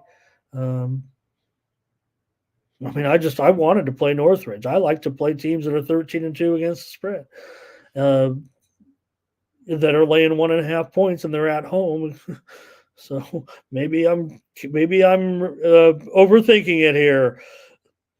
Joseph here under. I want to say hello and welcome. I know this is a game already we went past, but I'm not familiar with Mac T. Smith. I just want to say hello and thank you to Mac T. Smith for coming in and making a play with us here today. Maybe he's behind on the show here a little bit with the video stream, but thank you, Mac T.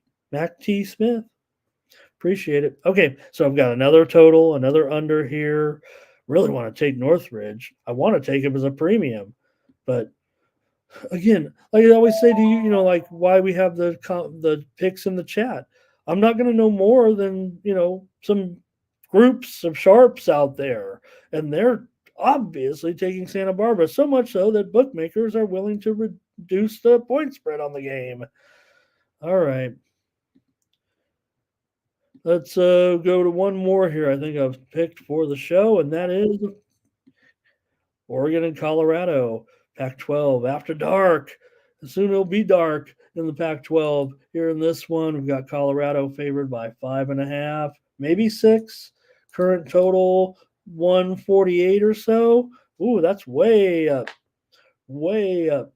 I think we could say the line is 6. I've seen some 5.5s out here right now, certainly, but this total is way up to 148 and maybe even 148.5. Let's call it 148.5 since it seems to be going up, and it only seems to be going up. This one's on Fox Sports. What Fox Sports at 10:30 Eastern, 7:30 Pacific. I've already seen plenty of talking heads today want to take Colorado in this one and lay the points against Oregon. It does seem like sometimes these Pac-12 games are getting to that situation right now where that's what they're doing. The road teams are a little bit in trouble, but it didn't happen last night. Look, the Bruins came through. Colorado hasn't been a good spread team. We know Colorado's pretty good, so have they been overrated a little bit against the number? 3-5-2 against the spread in their last 10. Oregon 7-3 against the spread in their last 10, but 3-3 against the spread on the road. And maybe Colorado's been okay at home so far in a couple of these games, but they're on they beat USC at home, but they did not cover 12 points. And before that, they had losses on the road, mind you. Colorado did at Cal, at Arizona State, at Arizona, but they were favored in 2 of those games and lost to Cal and Arizona State on the road. So maybe they're not all quite that they were cracked up to be early on. For Oregon, they're coming in here on a very nice win streak, certainly including the win over Cal. They did not cover at home, 8.5 points, but they won by 7, 80-73. They also won in Pullman, 89-84 is a 1.5 point dog, and they won at Washington, 76-74 as a 4.5 point dog.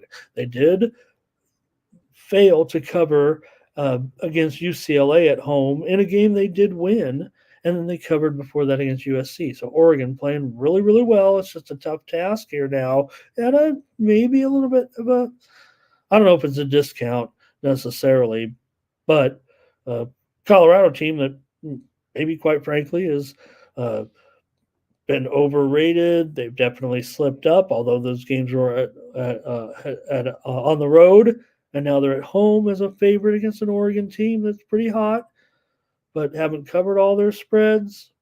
All right, good one. See if you guys have anything on this one trend-wise, but I don't know if I did necessarily, other than what I mentioned already about Oregon's current run. They're 10-6 against the spread overall this season. Colorado as a favorite, 5-7 against the spread. So maybe Oregon can stay in this game. Maybe they deserve to be able to hang in there and get the number because they seem to be the team that's playing a little bit better overall, right now. So, and anyways, in the Pac-12 right now, Oregon sits atop the conference, 5-0, and you're not going to win every game, certainly. So that has to be taken into some consideration. They've gone over in each of their last 2 games. And for Colorado, certainly, like I said, they're sitting at 3-3 right now in the conference standings. So it's just going to be maybe a little bit more difficult for them to get a number here. Maybe, I don't know. Colorado's won 7 of the last 10 in this series, but Oregon has lost 8 of their last 9 trips here into Boulder. I will say this so far, Pac-12 home favorites of 7 points or less are 3-7 against the spread. So that's closely rated Pac-12 games. Home teams are not covering short spreads, close games down to the wire, and then the road team either gets it done somehow. Their Buffaloes are 2-4 in games decided by 6 points or less. So Buffalo's still top 20 in the country in effective field goal percentage.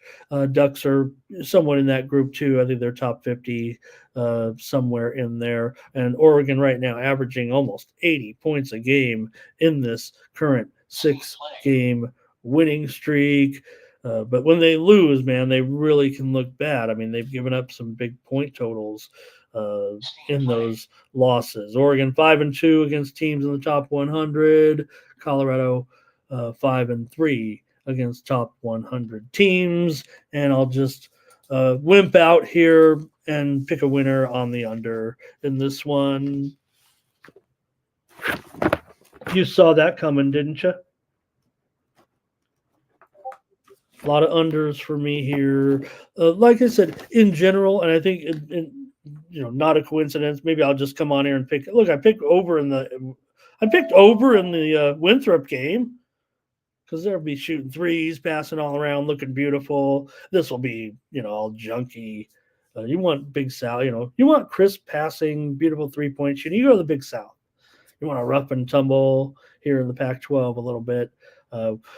But in general, I've just kind of gravitated towards unders here once we've gotten to conference play, and I think we've seen that to be the case for the most part. A little bit of trend here to the under in some of these conference games. Overall, across the country. All right, going to hockey next, unless you guys got anything. Hey, Bello! Hello, Bello. Mac T had a play in this one. Great. Tim, thank you for stopping by today. Thurman Hill wants one more. Thank you, Thurman. I forgot yesterday and I missed the Justin was on it. Thank you, guys. Great picks. Okay, Thurman, we can find one here. Oh, that's two different games, right? Or are those your picks? Am I supposed to handicap those games? Thurman, those are your picks, right? I don't have to. I think I'm done, right? If you were to put a matchup, then I think you were requesting the pick.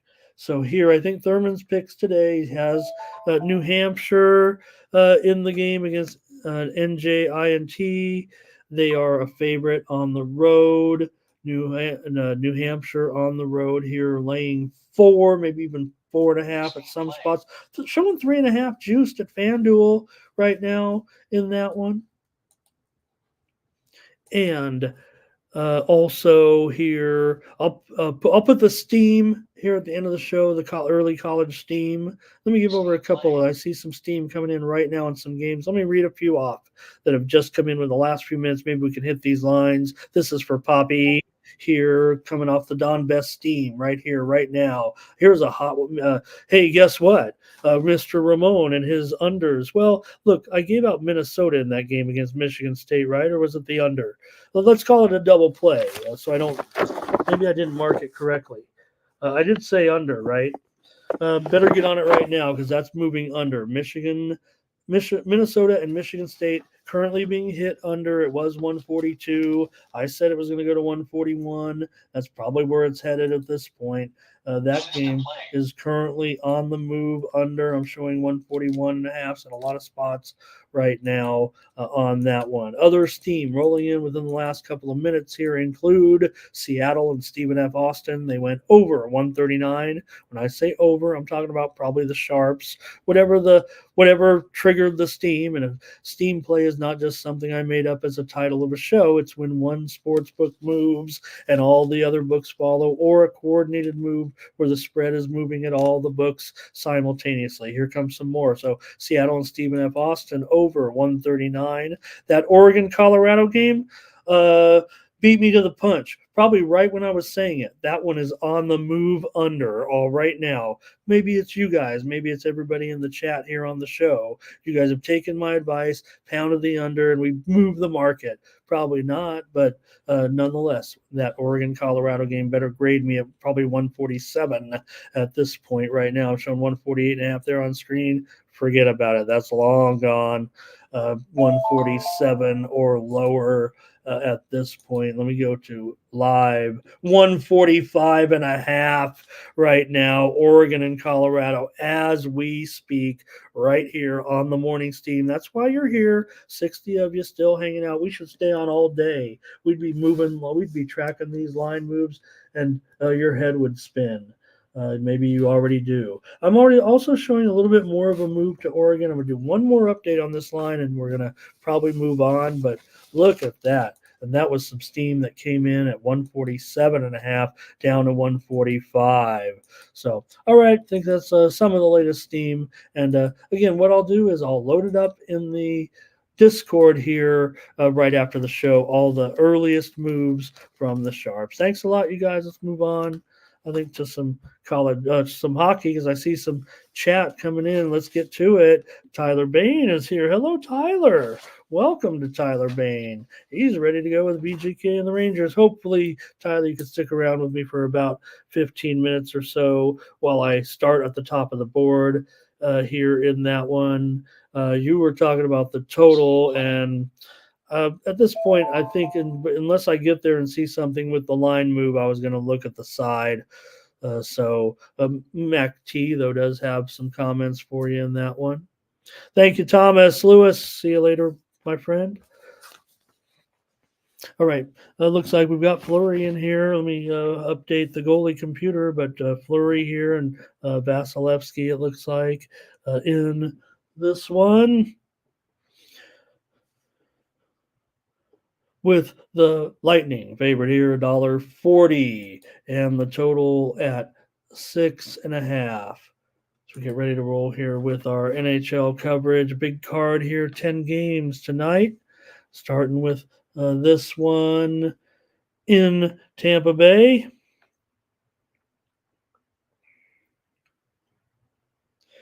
Thanks, Gamble. We're on the hockey now. Hope that's okay. So here we go. All right. Got Tampa Bay coming in with 22 wins so far this season. Minnesota just 18 wins right now. It's been a little bit of a rough stretch, certainly at this point for the Wild, but they did win their last time out. We had them. We had them against the Islanders in a 5-0 win. How about that? And feels like I kind of want to go back to them again here as an underdog against the Lightning. Yeah, the Lightning have won 3 straight, no doubt about it. They beat up on Anaheim 5-1. They beat New Jersey 4-3. They beat LA here, 3 straight wins at home. But I'm feeling maybe a little bit contrarian here in this one and might want to take the Wild here. There was some widely reported steam that came in on the under here. In fact, I'm showing Bovada right now at 6 over at -122. I wasn't as confident necessarily about the over, but if they're going to continue to move it lower, I will probably end up on the over. If they're going to continue to move it lower, I'm going to end up on the over as my play, is the way I feel about it here. And hey, Kev Cook, nice to see you today, sir. Thanks a lot. Good to see you. It's mostly the Wild. They're 11-6-2 to the over on the road so far. But I want to take the Wild here. Look, they're just 2-7-1 in their last 10. Tampa Bay's 14-5 at home. Rays on the Lightning. I get it here. The Wild got a win. So that was a real positive for me, for them to stop that losing streak. It's been disastrous. I know all that. This is strictly a spot play for me, a contrarian move here in this one. I want to take the Wild. Kev's going to be with me here. A little bit of support for me. He does like the under. Yeah, maybe at 6.5. I wouldn't necessarily mind that. I'd prefer it. Look, I don't think it's. I have 6.5 flat there on screen. Let me take a look. I don't think it is anymore, right? Yeah, it's mostly juiced to the under at this point, at least minus $1.20. So I'm not as comfortable necessarily with that price. But like I said, if I could get to 6 over 15 maybe, but I don't know if it's going to go there. So go ahead, give me the Wild as my play here on the show today. I'm going to go take the dog here in this one. The St. Louis Blues are on the road against those pesky Washington Capitals. I just saw, let me see here. I think we just got the update. Okay, Vasilevsky in goal in that last game. That's all. It just came in here as confirmed. We knew that, though. Okay, here's Binnington possibly against Kemper. Here in this one, maybe Lindgren has been talked about in goal as well, but nothing confirmed yet. So we'll have to see. Could be maybe we don't quite know about Washington's goaltending situation. I'm leaning towards Kemper here at this point. in this one, with Washington minus $1.15, 5.5 over 30. I think that's a pretty fair price. It might be even 5.5 over 20 or 25 at this point. Maybe it is moving a little bit lower, uh, with a very, with a pretty low total, no doubt about it. So maybe it is continuing to move a little bit lower here. Washington coming in 21 wins, St. Louis 21 wins, and well, maybe for me, Bennington in goal, maybe just St. Louis playing a little bit better than Washington right now. It feels like the direction I want to go in this one would be St. Louis. And well, the movement continues to be on the total here at 5.5 over. Oh boy, I think I would have a tendency wanting to go over here in this one, even with strong goaltending here of late. Right, Bennington numbers are continue to be strong. They've had some real impressive performances. He's hit and miss to a certain extent. I mean, both these guys are, 3 goals against per game, but Bennington does have 14 wins here. This one's a little bit tough, man. I need your comments here. I'm gonna have to look at a few line moves here, maybe to get me on a certain side. I want to take St. Louis here. Tyler says, putting St. Louis here in there at plus 1.5, minus 250 seems like it could be a solid play in this one. Tyler's on Washington. Ray's on Washington here. Oops. I think I've just been. Am I disconnected? All right, you guys. Hopefully you're with me here. It looks like to me I've been disconnected, but I'm going to continue to talk here. I'm not able to change the graphics or anything, so feels like I've been disconnected, you guys. Let me continue on. Maybe I'm going to give my play out here in this one. Let me take a break, see if I can fix this if you guys aren't hearing me at this point. Okay, here we go.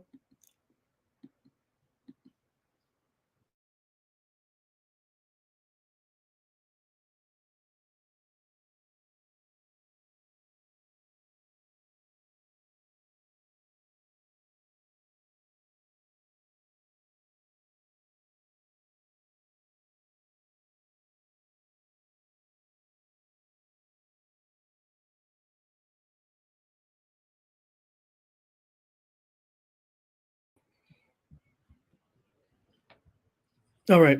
I knew it. Oh, you guys could see and hear me. Okay, sorry about that, you guys. Thank you, Ray. Okay, it seemed to go off for me, and I couldn't manipulate the show at all. So sorry about that, MacD. Thank you, MacD. Okay, well, I've got to make a call here. No, we can't do it like that. I got to make the call. Give me the Blues on the road here over the Caps today. Hope I'm not just throwing it out there too quickly because of my technical difficulties. Let's move on to the next game. That game had a virus. And get to the game everybody's been talking about a little bit in the chat, I think, earlier on with the big game of the day, the Stanley Cup preview, if you will. Is it? Look, don't slight that the Avalanche can't still be a top contender in the West here on the road against Boston in this one. Boston favored $1.45, total 6.5. Under minus 120. I think we can safely say the under is favored in this game right now, right? Is it 120?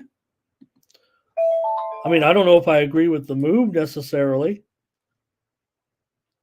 but I think it's clearly there. Oh, you know what it was? Is I had it incorrect on screen. That's what it was, because it was 6 over. There has not been that significant of a line move. In fact, if anything, has been some back and forth a little bit, I think, with the total in this one, but it was never 6.5 over 20. Apologies there. But I think if I had to do anything, I probably would be going over. So I don't know if it's a sign, if that's a sign of making a bad graphic on the game. But Colorado is 13-9 to the over on the road, 22-17 to the over as a favorite. They just scored 7 goals on the road against Ottawa. I know, but still. Offense was clicking in Toronto as well. They scored 5 goals against the Leafs on the road. The game against Boston, of course, they just won 4-3 a couple of weeks ago, 10 days ago, as a matter of fact, 4-3 at home. Colorado got that win. I think we could get a 4-3 game here today. Boston's finally won a couple of games after their toughest stretch so far this season. Not really putting any question or anything. I think, if anything, they were due for a little bit of a comeback to the pack. They haven't been, at their best certainly of late, but they did beat New Jersey at home 3-0. They beat St. Louis on the road 4-3. They've gone 6-1-3 in their last 10 games right now. Colorado 8-2 in their last 10 games. Boston still just 2 losses at home this season. $1.50 does seem to be a little bit much for me, I would think. Maybe maybe $1.30 is more reasonable here, but at home, non-conference game, if you will. Boston had won the previous 3 meetings before the first meeting of the season here. Overall. So this was one you were interested in. We'll see a few key comments here. Mac T says Boston got defense. So maybe he says, no, Ramon, do not necessarily think that this one is going over here. Kev says he thinks both teams to score in the first period. Salty says Boston's playing to the over, even though they prefer, 7-3 to the over in their last 10 games. And Gamble says what I was saying, you're getting the Avalanche at plus money. Hard, to pass up, right? And, the puck line, certainly not a great challenge there at minus 200. Actually, minus 200 might be okay for some people considering this type of matchup. Now, doesn't make as much sense with Colorado 8-14 on the puck line on the road, but sometimes they're favored in that role. So let's see, what are they as a puck line underdog here? Not very often, certainly. 3-3 as a puck line dog this season for the Avalanche. Okay. Mac T says over. Yeah, look, Mac T sees it the way I do. Great to meet you, Mac T. And I am one in hockey. Look, I will lay prices. I will lay favorites to get that half a goal in hockey. I do it. Call me, Okay, I'll take over here. Did I say I'll take over? I'll take over. All right, I'll take over. Might have just gave out the premium actually there. I better not give out what side I was thinking about, but I think you heard it. I think you heard it a little bit. Probably should have done it. I think I just cost myself a premium. Oh, Steven, I'm sorry I missed your basketball request. See if we can come back to that if I don't forget at the end of the show. We're on the hockey segment here, my brother. I'm sorry. So, goalie situation, Colorado. Don't think we've seen anything just yet confirmation-wise with Gurdjieff and Swayman. Okay, let's move on here. Stars and Flyers. Stars on the road, $1.40 or so here in this one now, maybe even $1.35. And this total has continued to move lower. Maybe I just had the juiced 6 there, but I think it's 6 under 20 at this point.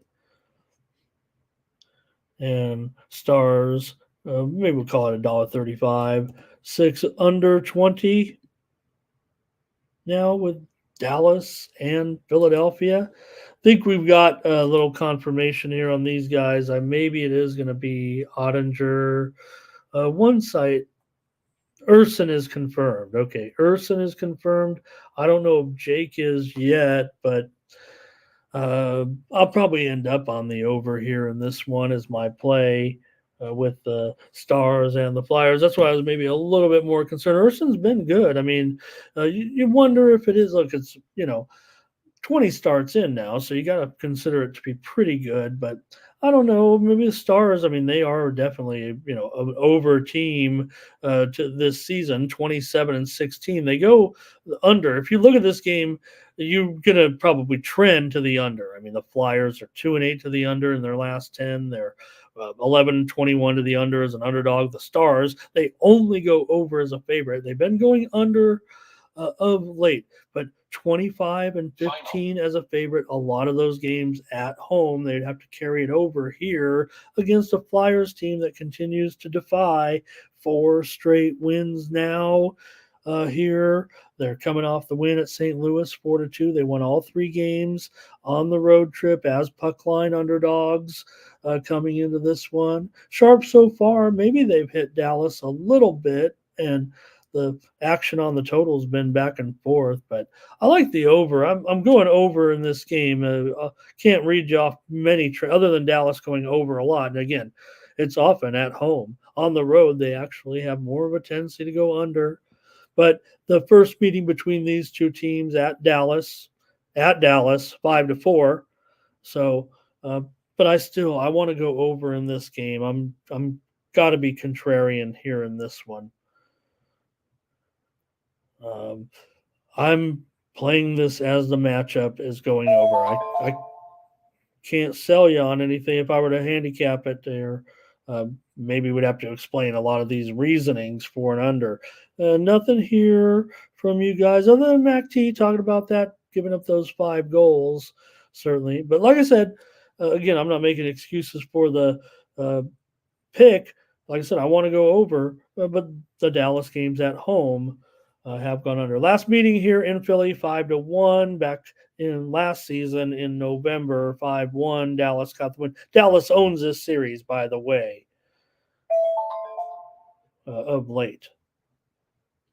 But I've got over here.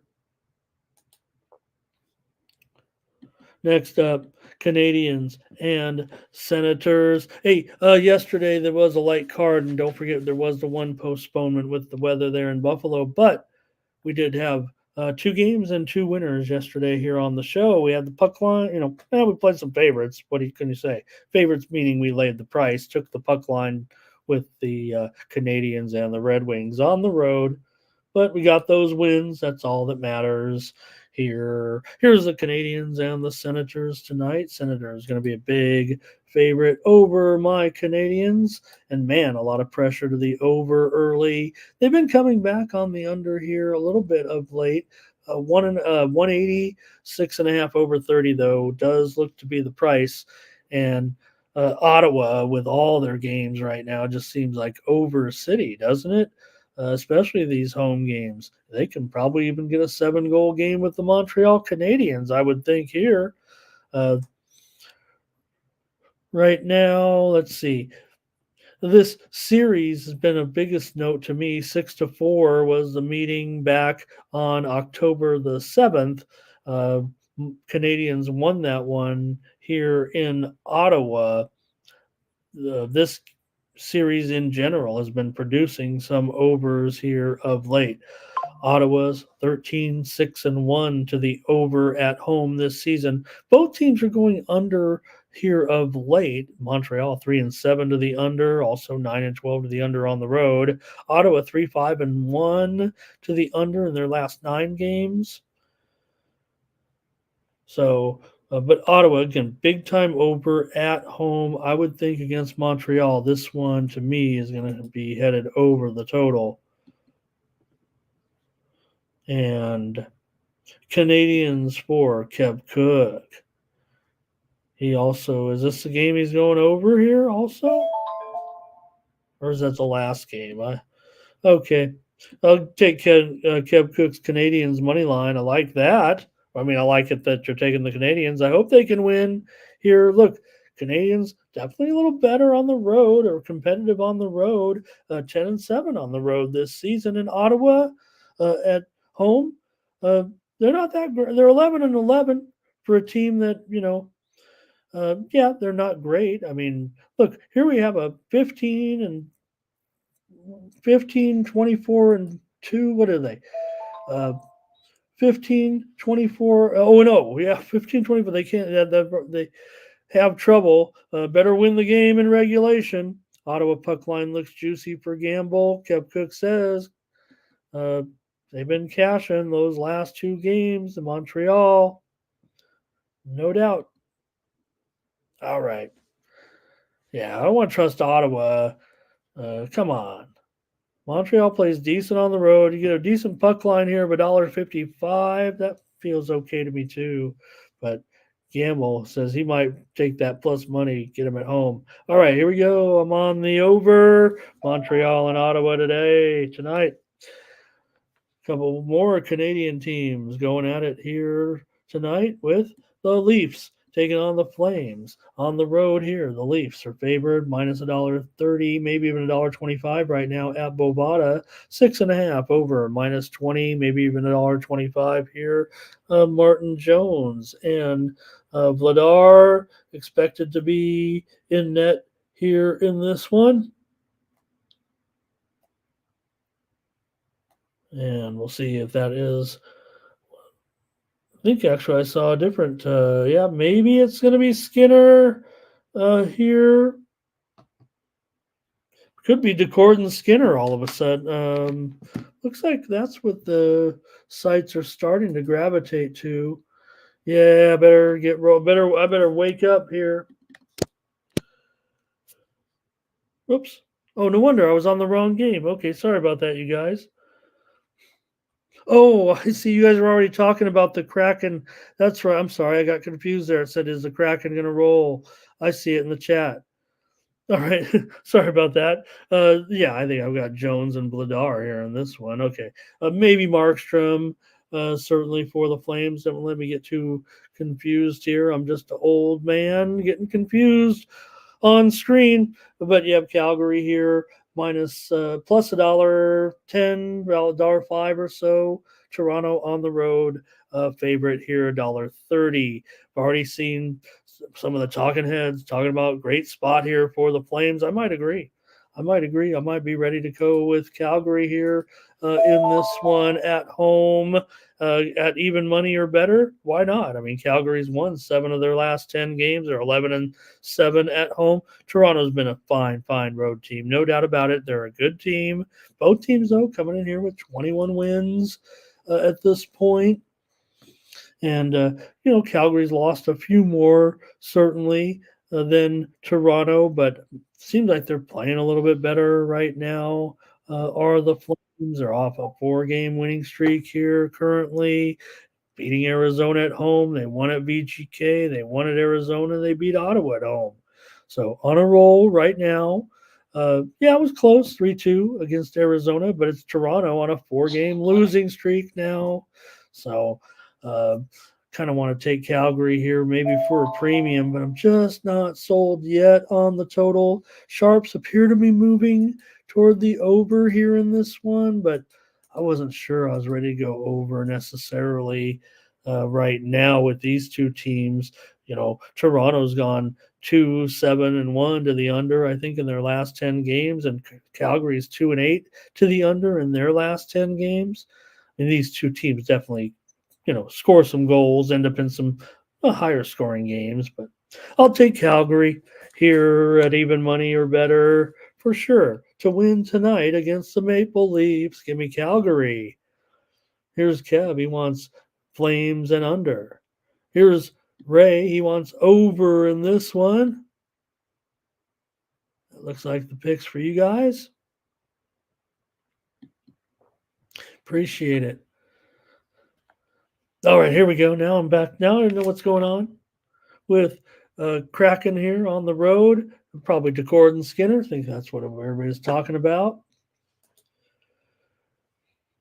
Got Edmonton Playing well, man. Playing well. Crowd's excited again, putting all those bad times behind us as Edmonton continues to roll. But the Kraken, they're also been in pretty good form. They have lost a couple in a row now, but they were hot before. They've been playing good on the road. You basically have one team with an 11-game winning streak right now. They've, made the coaching change, and ever since then they've been 21-6 since hiring KK as coach back in November. So the Oilers with that 11-game winning streak coming into this one against a pretty hot Seattle team that had a winning streak of their own before losing these last two games at Pittsburgh and at the Rangers as they kind of wrap up this road swing here on the road.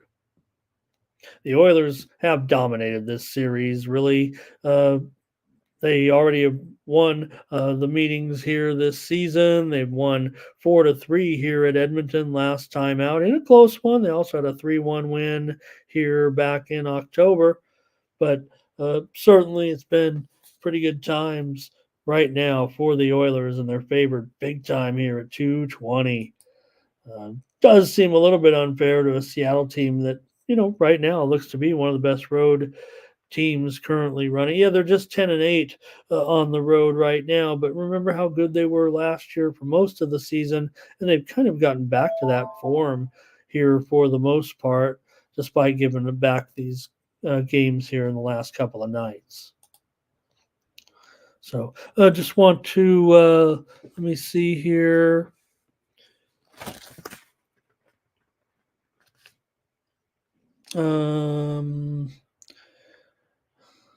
Going to have a little bit of information here coming out in just a moment, and stand by for some breaking news.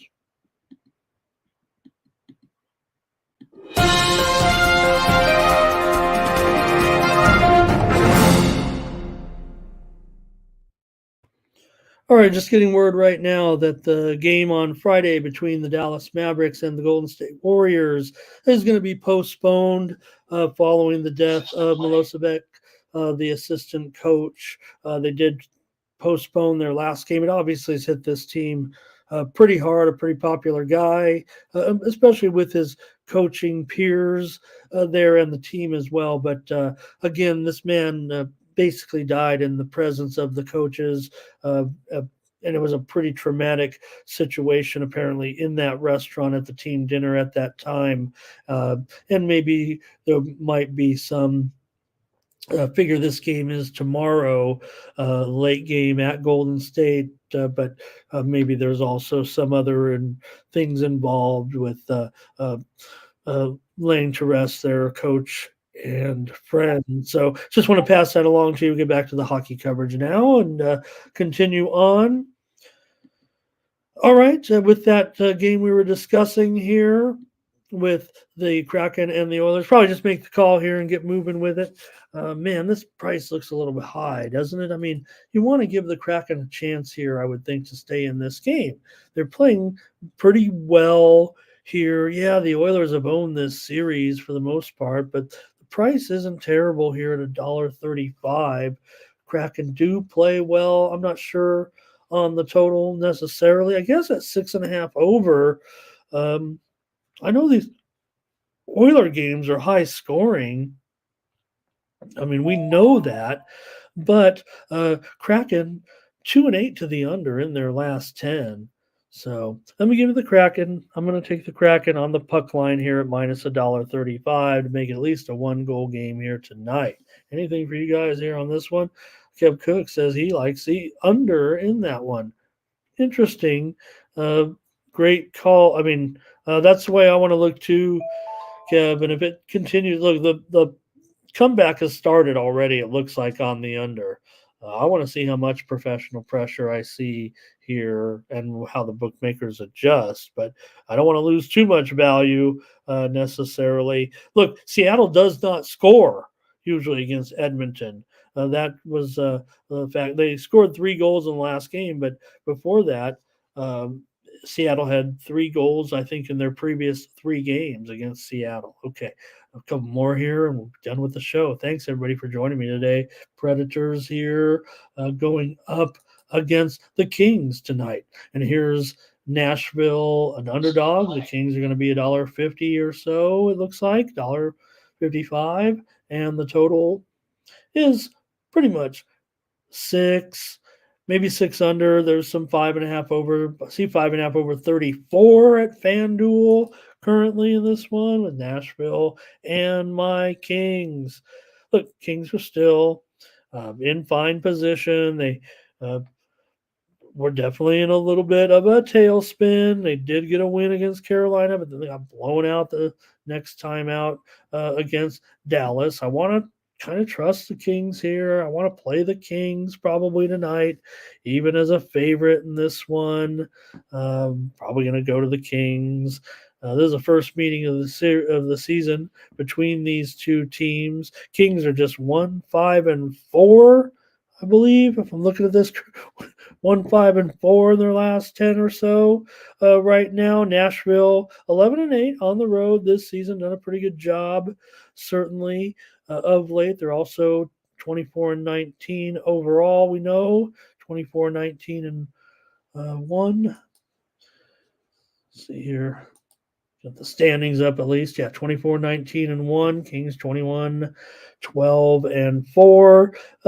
Tough price maybe for me to swallow as a premium pick. I don't know if I want to necessarily. It is lower than this for sure. It's not $1.60 necessarily anymore. It's $1.44 at BetOnline, $1.42 at Circa. So I can save a little bit. I'll put $1.45 just to be nice, but I'm getting a bit of a discount here on my Kings tonight, and I'm taking them here on the show against the Predators at home. Kings need to get back to winning.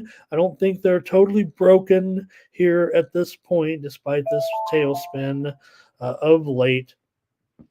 There's certainly, have to be concerned. I mean, basically, I've lost 8 of 9 and are not scoring.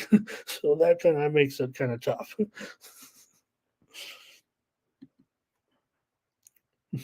Well, Mac T, don't start to make me depressed here. But, right, I mean, what was wrong? I mean, look, I know that I don't know hockey well enough to know that why, and I know that the Kings, there have been some injury. Copley hasn't been able, and really, was it the fluke last year when he was even in there, right? So, yeah, gamble. I know Kings and unders, especially lately. Kings is a favorite, 13-19 to the under. And Nashville, as a dog, though, Nashville does, I think, tend to go over 15-11 to the over as an underdog, 13-7 to the over away. But Kings definitely an under. We know that. So I'll leave the total alone. Give me the Kings tonight. Kev Cook, alternate goals, and he's going to take Predators. Over 6.5. Predators and over for plus 120. Is that right? That should be a higher price. You should get a better return on that, right? Maybe I'm misreading it there a little bit, but I gotcha. Kev, that's Predators and over, right? That's what I know for sure. Okay. Rangers here are going to be on the road against the Golden Knights in a featured matchup here. Another Stanley Cup potential preview matchup, I would think, in this one with Golden Knights and underdog at home. Yeah, because the Knights have had some issues, certainly, and one of the best players in the league is out, hitting the injured reserve list. So Aiden Hill, questionable. There's just lots of issues surrounding the Golden Knights here at this point that's made them an underdog at home. With Logan Thompson possibly here against Igor. So I get it. Even I might find myself having to take the Rangers in this one against my home team, Golden Knights, tonight. I don't want to, but it does feel like that would be the direction that I would probably go. Maybe I'll just make it my play here on the show. I thought I was going to make it a premium, and this total at 5.5 has kind of got me off guard because I was kind of thinking I wanted for it to stay under. here in this one at, basically plus a little bit of plus money, but I think it's going to be a really popular side with handicappers, maybe even a popular underplay with the public at 5.5. Is that even possible? But look, the Golden Knights are 8-15 to the under. Eichel's at the injured list right now. They're not scoring as many goals, certainly at this point. Yeah, they scored 4 against Nashville to win, but they scored 1 against Calgary at home. They beat Boston. I think that's a good thing. They didn't look that good against Colorado. So Kev Cook says 3-2 could be close. Campbell under. Ray under. And I'm taking the Rangers here in this one. I'm going to take the Rangers. Ray, I think, is going over 4 at minus 300. Is there an over 4 and is it minus 3? It might be more than 300. Quite frankly, it might be 500. Did I read it wrong? Did you just hit it in wrong and I'm making a funny out of it? Just half kidding. All right. I was going to see if I was close on that line, but I don't know if I can find the 4 just yet at this time of the day. 4.5 is minus 385, so 4 has got to be 600, 700. All right, Mac T, go under, he says, in this one. Type over Ray. He meant probably over 5 is reasonable if you're looking for the big favorite alternative at minus 250. So you can laugh at me and make fun, but if I were not, looking for a play. All right. Thank you, my friend, though, as always. All right. Here we go. One more for me, right? We left the last game here with Arizona and Vancouver tonight. This is a good game. This is the underrated game of the night with Arizona on the road and Vancouver. Where do you put Vancouver right now? I mean, are they in the imposter category? Are they in the Stanley Cup contender category? Are they in the playoff category? Just playoff contender type of thing? And do you believe? All right, Vancouver with 29. I mean, it's hard to argue with one of the best records in the league, certainly at this point. 29 wins so far, but is this a time where maybe against a decent team like Arizona? I think we can call them a decent team at this point with their record coming into this one. And on the road, they've been okay, right? They've been formidable. Arizona coming in with 21 wins on the road, just 8-9, but that's pretty good for them. Vancouver, one of the best home teams in the league, 14-4. They're 7-2-1 in their last 10 games. Arizona as an underdog, 12-16 on the road. What did I say? As an underdog, 12-16 as a dog. So, Vancouver, as a favorite, they are a big over team, but as a favorite, they are just 11-11. They're 27-15 to the over overall, but as a favorite, they are just 11-11-1 as a favorite. They usually go over when they are an underdog. And those days are kind of long gone a little bit. That was the beginning of the season. They were scoring a lot of goals, playing well, especially as a home dog, getting a lot of those goals. Now we're looking at a 6.5 under minus 120 or so in this one, maybe 125. These two teams, believe it or not, have not yet met this season. So we're going to see more from these two. Arizona's coming off a 3-2 loss at Calgary. They did beat Minnesota on the road 6-0. Before that, they were at home. Vancouver was on a winning streak before losing at Columbus 4-3 last time out. Widely reported steam did come in on the over in this game, and I'm probably going to buy into it here. I would think this game's going over. Even at this high price, I probably want to go over in this one. Last meeting between these two was 5-4.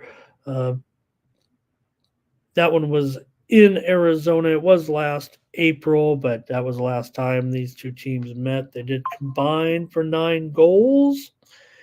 Kev Cook says, lay the puck line. Thanks a lot, everybody, for your participation in the show today. Oh, boy, there was one college basketball game, and I got to find it. What was it? Oh, no. Ray agrees with the over. Thanks, everybody, for joining me here on the Mornings Team. Join me tomorrow at 9 a.m. Eastern, 6 Pacific for the Mornings Team. All right. Curtis says, okay. Yeah, Curtis will put the hockey plays in there in the Discord, maybe. Is that what you mean? Or right now, the last 2 games? Let's see. I got your last 2 plays, but after the show, can you recall me the other hockey? Oh, okay, all of them. Okay, we'll try to do that for you, Curtis. Thanks a lot, everybody, for joining me here on the Mornings Team. Thank you to Timmy, to Curtis, to Ray, to Kev Cook, to Mac T. Smith joining us here. Great to have Mac T. Smith. I hope you continue. Great comments. Love to have you in here on our team of all-stars in the chat. Gamble was here today. Kev Cook was here. Salty Fly Guy. Ray Otachi was here today as well. We saw other contributors today, including Tyler Bain, who joined us today. Velo Cuts stopped by as well. It was awesome to have Velo here. Thurman Hill came by and gave us a couple of plays. Joseph Thompson, Percent Better, Rodney Barton, Robert Martin. I sound like a rapper at this point. Appreciate you guys. Man, what was that college basketball game? Before I get out of here, I don't know if I can get to it if I don't remember. Oh, I guess I'll have to let it go. All right. I appreciate you guys. Mac T in the Discord. Is that it? Let me get that to you. I'll stall here just for another second in case we can get that college game that they asked me to preview. And I said I would do it at the end of the show. Mac T joined me in the Discord. I'm about to put up the college basketball Steam moves in there as well. We'll have more plays, more information. Hey, I bring you the latest information here on the Morning Steam on the show. Head on over to Tony'sPicks.com. Use the promo code TonyT at checkout. That'll save you 20% off all premium pick packages, including mine here on Thursday in college basketball, pro basketball, and hockey. Check out all of our cappers over at Tony'sPicks.com. Everybody's on a roll here at this point, and we have nothing but our reputations on the line. So check us out over at Tony'sPicks.com. Use the promo code TonyT at checkout. All right, it was Queens and Jacksonville. I remember now as I looked at the schedule, making small talk here. Let me just give it out. I won't even preview it. If I have the play, I have the play, and I do. I have the play, and I want to go over with Queens and Jacksonville here tonight. The Steam's been kind of two-way, but this one was already on my list here, and I'll give it out on the show. Over in Queens, North Carolina, going up against Jacksonville. Let me see if I can get the closest total for you here. And it is currently going to be 154. 154 on that total. Over in Queens versus Jacksonville. Also, late breaking news right here. Looks like Malenstein is going to miss the game for Washington tonight with personal reasons, and Edmondson is questionable. Late information in NHL just coming into me right now. All right, it's going to do it here on the Morning Steam. Nope, Mac T, just click on it. We got free chat in there right now. Appreciate you guys. Catch you tomorrow with more Morning Steam at 9 a.m. Eastern and 6 Pacific. For Tony'sPicks.com. I'm Ramon Scott. Who